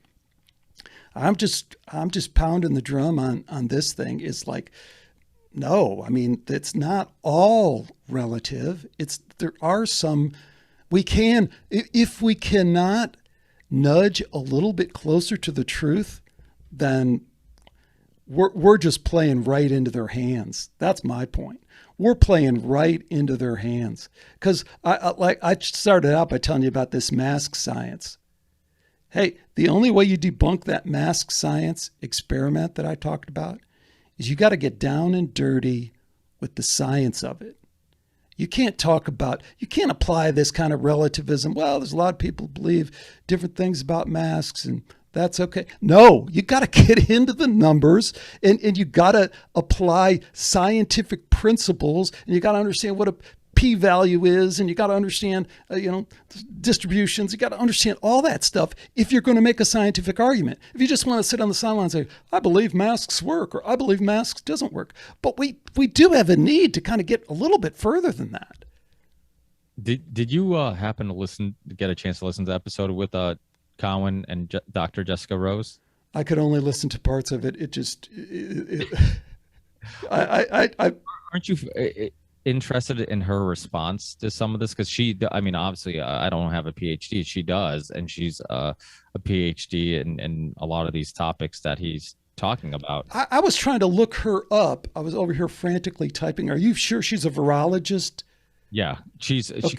I'm trying to think.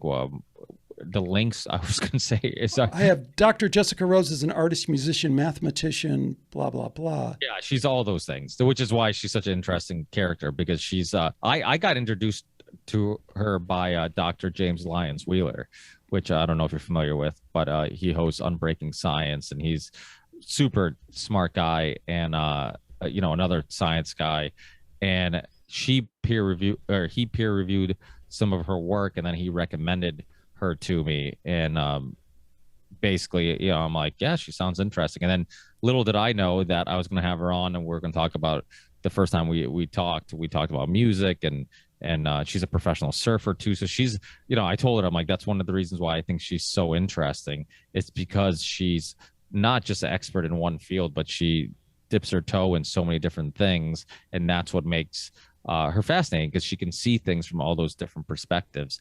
But for people who haven't listened to it, that's why I had her on because one, I knew she was open-minded, and I've had long conversations with her, so I know she would be open to exploring these ideas. And two, she actually would, if we got deep into the weeds of science, and she would know if he's bullshitting or not bullshitting. He's also been, I don't know if you've heard him on the Ben Greenfield show, but Ben Greenfield's very, knowledgeable in regards to science, and he's a professional athlete. He has he's into vitamins, supplements. He's constantly doing, just biohacking and all this type of stuff. And they've had some kind of in-depth conversations about stuff, and they can get deep into the weeds of science. And somebody like yourself would probably better understand what they're discussing. So let's do a show with you and me and Jessica. I'm going to say I haven't kind of vetted her, but if she is all those things, phenomenal. And I like the vibe that you're talking about. And a little bit I listened to her. I like her vibe. And what I'm going to predict is going to happen, we'll see, is she's going to I think she was being nice. I think she was being cordial. And I think she was being, there's a lot, Tom Cowan and these kind of people, they have a way of couching stuff in a way that sounds defensible, reasonable. And I think, especially if she's a virologist, what we'll do is, I'll just do the same thing. I'll do the same gig that I just did to you. Is like, are these people in Saskatchewan making this shit up? What do you think the chances are? They're published in Nature. They're professional virologists. And these other people in, I forget where they're in Ontario, they're making it up. And the people in Taiwan, they're all making it up. Do you think the chances of that as a professional virologist? What do you think the chances of that? Now, if she agrees with that, then I think she would have to say that anyone would say, logically, Tom is wrong. Tom is wrong when he says no one has isolated the virus. We can assume that these people who have published their work saying they've isolated the virus is because they isolated the virus, So that's a conversation I'd like to have. And I think she will plant the flag. And I think that then we'll see, then I'm going to that's how that was such a good conversation at the beginning. You didn't know I was going to turn all Skeptico on you. Then we'll turn the light on you, Ricky, because then you got to plant your flag. Then you got to say, okay, I was wrong. Tom Cowan is full of shit. I will no longer, unless I get new information, I don't know why he's perpetuating such silliness. I understand that can be really detrimental to our community because it confuses a lot of people and it makes people look like we don't know what the heck we're talking about. Or she can go the other way, and then I'll have to plant my flag and say, gosh damn, well, let's move Tom to the front of the line for the Nobel Prize. Yeah, well, I don't know if she was being, she is a very polite person, so I don't know if she was being... We'll do the show. We'll do the show, right? I could do it on Skeptico. You can do it on The Ripple Effect, or we can do it as a shared show and put it out on both channels. And I know that if they did get deeper, so when they talked about, I think we did talk about anybody being able to actually isolate a virus, and they went into why what you're seeing isn't a virus and some of those things. So I mean, it's even an outdated idea, but that's neither here nor there. My thing is, I don't think that any I get that. I get where you're coming from. Like, okay, it's the same argument people used to make about Alex Jones. Like, he has a lot of good information, or even David Icke. He has a lot of good information, and unfortunately, one or two over the top kind of crazy theories makes people dismiss everything. And I think that we could do that even with somebody like Tom Cowan. Like, even if you disagree this passionately about this one specific worldview on how he looks at this, to dismiss the guy completely, I think is doing more harm than good. And I think that he might have some really intriguing perspectives on other things that you might agree with and you might find fascinating. And maybe say that that's again, it's in my opinion, these are the kind of conversations I like to have, by the way, so I'm not offended. It doesn't make me think any differently about you. It's just engaging, and I think this is the kind of engagement that we need. I think it's a poor analogy because the better analogy would be saying, if Rupert Sheldrake is wrong about morphic fields, and he's fundamentally wrong about it, well, he might still have some interesting things to say. He's done some other things. Well, that doesn't really hold. I mean, that is the main reason we go to Rupert Sheldrake. That's what he's all about. It's that Alex Jones is presenting like 1,000 different things. You could say the same thing about David Icke. This guy has hung his whole thing on the virus thing. Yeah, but even if Rupert Sheldrake was wrong about that, I wouldn't dismiss everything. I could, if I explored his ideas and I'm like, well, you know what? I disagree with him on this one thing. I don't think he's correct, but this other thing makes a lot of sense. He has a really interesting perspective on this one thing. What other thing? Well, I'm just saying if I disagreed with him on one theory, it wouldn't prevent me from exploring other perspectives. There's people that I disagree with on a lot of different things. I mean, I've had but hold on. Again, it's not a good analogy because Rupert is all about, the only reason Rupert Sheldrake is because of the morphogenetic fields. Morphogenetic fields. That's the only reason you know him. Okay, so his opinion on music and on his son's music, which is really quite amazing, is that where you'd go say, hey, I really agree with the guy on his ideas on music and his ideas on, Christianity and all these other things. It'd be like, it's not what Rupert Sheldrake's all about. But you're going into a whole nother topic. What I'm saying is that specific theory, that scientific theory, like other perspectives on other scientific, things, other. If Tom Cowan's wrong about the virus, then Tom Cowan's wrong. We need to just move on. He's no longer relevant. We don't have to search for other things that he might have said that are that's the only thing he's standing there and standing about. So if we take the flag away from him, then he needs to step off the stage. His 15 minutes are done. It almost seems personal with Tom. Like No, it's not at all. I don't know the guy. I spoke with the guy for 20 minutes. I don't have any personal grudge against Tom Cowan. But you seem to be like a little bit more worked up when you like I said, like we could talk about Eddie Bravo, and I'd say the same thing. I love Eddie Bravo. I don't know Eddie Bravo. You know him better than I do. But the way he spreads, and as a matter of fact, the way he spreads the flat Earth stuff is kind of beautiful. I like the way he says, I don't push this on my kids. I don't try and push this on people who don't believe it. I mean, everything about what he says, I would agree with, except that, Eddie, you don't know shit about science. And your accepting of this is based on your understanding of conspiracy, which we all get, which is to say, hey, there's a lot of really smart people out there that don't understand frickin' 9/11. So don't tell me how smart you are and how you're so much smarter than me about flat Earth. I question everything. I'm an uber empiricist. Prove everything to me. I get the vibe. But you got to go the next step and say, is there any possibility that science could support this idea? Is it within the realm of scientific possibility? No, it's not. Can I find anyone who's credible, who I've relied on in the past in the scientific world to support this idea? No, I can't. So I can get all worked up about Eddie Bravo too, in terms of how he's continued to delude himself about this. And I love Sam Tripoli. I think Sam is fantastic, and I love his spiritual vibe and all that. But he's too cozy to the flat Earth people. I'd love for him to just be able to say, no, man, that doesn't make any sense. Well, I just don't. I don't understand the harm that it's doing. I think the harm isn't in being open-minded to it. Even if you completely disagree, if I completely disagree with the flat Earth, and I think it's the silliest thing ever, I don't think there's any harm in people exploring the topic. I think no, there's not any. I told you what the harm is, though. I've said that 50 times, right? The harm is our community is divided and undermined and dismissed by people who are serious. I talk to a lot of serious scientists on my show. I could never even bring up the topic. These are people I like and respect.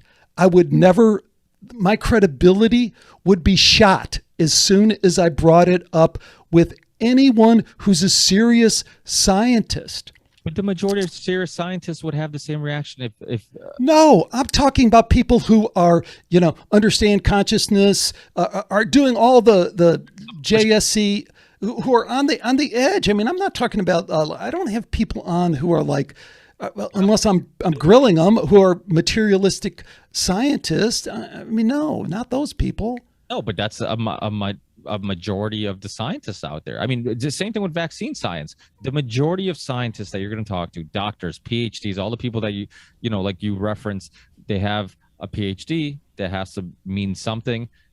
The majority of them, I mean, I've gotten in debates with my children's pediatrician. Would they regurgitate stuff that they read, and they're, oh, vaccines are safe and effective. Vaccines are safe and effective. The science is settled. The science is settled. First of all, there's nothing more unscientific than saying that science is settled. I don't. Agreed. You could say the science is settled at the moment, but even then you can see, you can dissect so many experiments where you're like, okay, I mean, Gary Taubes, even though it's kind of a different topic, Gary Taubes' research into nutrition and diet is a perfect example of how he was dissecting bad science. He's like, this is, you can push, a research paper into one direction or another by kind of focusing on certain things or leaving certain things out. And you see it all the time where there's one study that shows that you can lose weight if you eat chocolate. Another study shows that you're going to gain weight if you eat chocolate. It's like, okay, well, which one's correct? And I get all that, and I agree. So we got to wrap this thing up, right? So what we ought to do, I mean, if you're up for it, yeah, I like the show. You, me, and Jessica Rose, and my goal is to get her to call bullshit on Tom Cowan. And once she does, then I'm going to ask you to plant the fucking flag. I can't believe I'm a little bit stunned that you can't plant the flag on flat Earth. I mean, I can plant okay. So I think we're both saying the same thing in different ways. I'm saying that this is, I've always looked at planting the flag. When people plant the flag, I have a different perspective or a different opinion on what that means. In many cases, I think once you join a team, sometimes it can create blinders where now you're like, I'm defending this team instead of still being open to exploring ideas, which led me to here in the first place.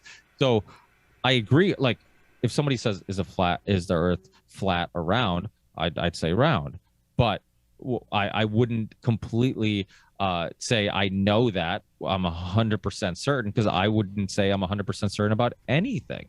Like, I just don't. You could go back in history and people were 100% certain the Earth was flat at one time, right? Before they discovered it was round. So science is constantly debunking science, and to me, I just don't like to even though we're probably both saying the same thing. Like, yes, this is where you're saying plant the flag doesn't mean it's there forever. It just means you're planting it now. It's subject to. What's your certainty level on a round Earth? I'm pretty certain, but again, put a number on it. What percent? I don't know, like 90%, 10%. So there's a one out of 10 chance, in your opinion, that the world is flat. I wouldn't say that the world is flat. I would say that's how certain I am that it's round. Other possibilities, I'm open. Well, what other possibility? Let's make it a binary. Again, I'm Conley, man. I'm not backing off of this, because it's back to the original point I was making about the mask study. If you want to go listen to the show about the mask study and you want to tear apart the Yale-Stanford study, you got to read all the research. You got to do all the numbers. You got to do all the math. Math is a good tool. So math is a tool here, Ricky. I'm pounding the heck out of you. But this is what, if people want to know what Skeptico's about, it's this. It's a binary. Let's pretend it's a binary choice. Flat or round. Put a percentage on flat. Put a percentage on round. It's just your opinion. You can't be wrong. It's just what you think. Would you still say binary choice? 90% it's round, 10% maybe it's flat? Well, I'd probably be higher. I'd probably be close to 99% chance that it's round. But so there's a 1 out of 100 chance. 1 out of 100. I mean, that's not insignificant. There's a 1 out of 100 chance that the Earth is flat. Yeah, that the Earth is something else, right? Well, it's similar. No, I made it again, you're outside. I forced you into a binary decision. It's either flat or round. So you're at 99%. You're saying there's a 1% chance, 1 out of 100 chance that the Earth is really flat. Yeah, I'm sure. I mean, I haven't. Fucking no way. That's crazy. No. If you were to say 1 out of a billion, maybe. But 1 out of 100? There's a 1 out of 100 chance that all the science that we've ever known and built on is wrong? No, that's just not. I mean, there's a lot of scientific experiments that are done. 1 out of 100 is not even that statistically. I don't understand why this topic is that important. I mean, most of the people who are in the flat Earth community aren't ones like I said when we did the Union Don't Want It show. Most of them are just focused on flat Earth. They're new to alternative media. Most of them haven't even been consuming alternative media as long as you and I have been creating it, and that's their topic. That's where they're planning. If we can't figure this out, But there's nothing to figure So, out. so one is the level of if we can't figure it out, if we can't plant the flag, if we can't come, because we are, several orders of magnitude apart in terms of our confidence level. You're at 1%. Yeah. I'm at 0.000000001%. That's a huge difference. If we can't close that gap, then we probably can't fucking figure out anything, because this is a layup. This is a slam dunk. And when we do the show with Jessica Rose, but I can't even get you to plant the flag on. Forget it, man. Forget it.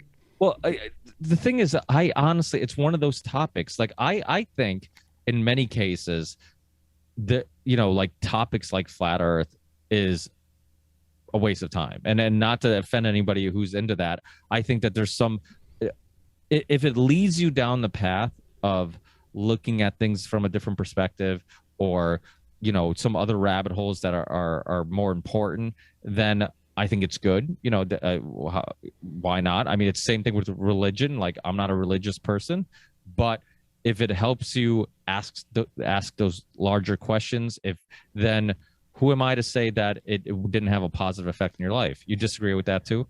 Well, I do, but in the interest of wrapping this up, I got to ask you this question. Yes. How much shit are you going to get for taking the stance you have on flat Earth? I know you are going to get a lot of heat, because I know whenever I bring it up, I get a lot of heat, but I'm used to it. People hate on me for like a million different reasons, because what you've just heard here, but you are going to get a ton of heat, and just consider when you are that's part of the psyop. Yeah, well, I don't mind getting a lot of heat. I mean, anytime you have your perspectives and opinions online, you better just be ready for it. I mean, I've had Roger Stone on, I've had Professor Richard Wolff on, I've had Jack Abramoff on, I've had so I've had people from all spectrums, so I personally, it's I think the majority of people understand that this podcasting thing is a journey. You're exploring ideas. Opinions are going to change in the process. You're going to explore things that maybe at the time seem worth exploring, and then maybe later in life you decide aren't, and it's all part of the process. But I think people appreciate the majority of them. Of course, there's always going to be a couple a-holes out there, but there's the majority of people just they appreciate that. You've been on the Truthzilla podcast. They've had Dr. Collins on. Ben Greenfield, another guy who's had a lot of hey, the Truthzilla guys, I said, hey, anytime you want to do a show with me and Tom, happy to do it. And to your point, I don't have any bone to pick with Tom Collins. I don't care. I'm sure he's an okay guy. A little more than other. Like, what works me up isn't people like Tom Collins who have these unusual perspectives on things. It's the shitheads, the big pharma, the military industrial complex. Those are people that get me worked up. The people who are trying to mask my kids. Like I somebody like Cowan is again, like, you could have the exact same perspective on David Icke and say, hey, he believed in lizard people. This is completely, there's less than 1% chance that that's true, that we're shape-shifting lizards. So I'm going to dismiss everything he says. I think you can use the same logic to dismiss somebody that you actually like, right? We keep covering the same ground. Hey, maybe we'll get to, if you want to, we'll do the show with Jessica, and maybe we'll get to some kind of resolution. Well, hopefully you understand that we're all on the same team. I don't like to like I said, my enemies are the people who that I can, I guess to use the way you were looking at things, like quantify, the big pharma, the CEOs of these companies that are force feeding dangerous things into our food and into our bodies and trying to control us and manipulate us. That's where I like to focus a lot of my energy. These other things are fun to explore, but I hope it's just a mind expanding experiment or exercise into, like, okay, let me just look at things from different perspectives and explore this person's way of looking at the world. But like I said, I think my frustration and a lot of my energy goes towards the people that I think we can all agree are doing harm to the world and trying to control us and manipulate us. But anyways, I don't want to take up any more of your time. This was a fun discussion nonetheless. You basically made my point in the beginning of the show in regards to like not being afraid to push back and have these type of discussions, which I enjoy also. I'm one of those people. I don't take this shit personally. I'm one of those people that like I understand that we should be open to having open debates and discussions and having our ideas challenged, because if you can't defend them, then maybe we need to reconsider our ideas and where we stand. So I think it is a important exercise. So thank you for doing that and continually doing that on your show. I'll send you the show once it's up and live, and hopefully we can chat again in the near future. Hey, buddy, you got to come. You still offers the same. I love everything you do, and I'm a fan. So come on, Skeptico. We're going to talk about religion. We're going to talk about ET.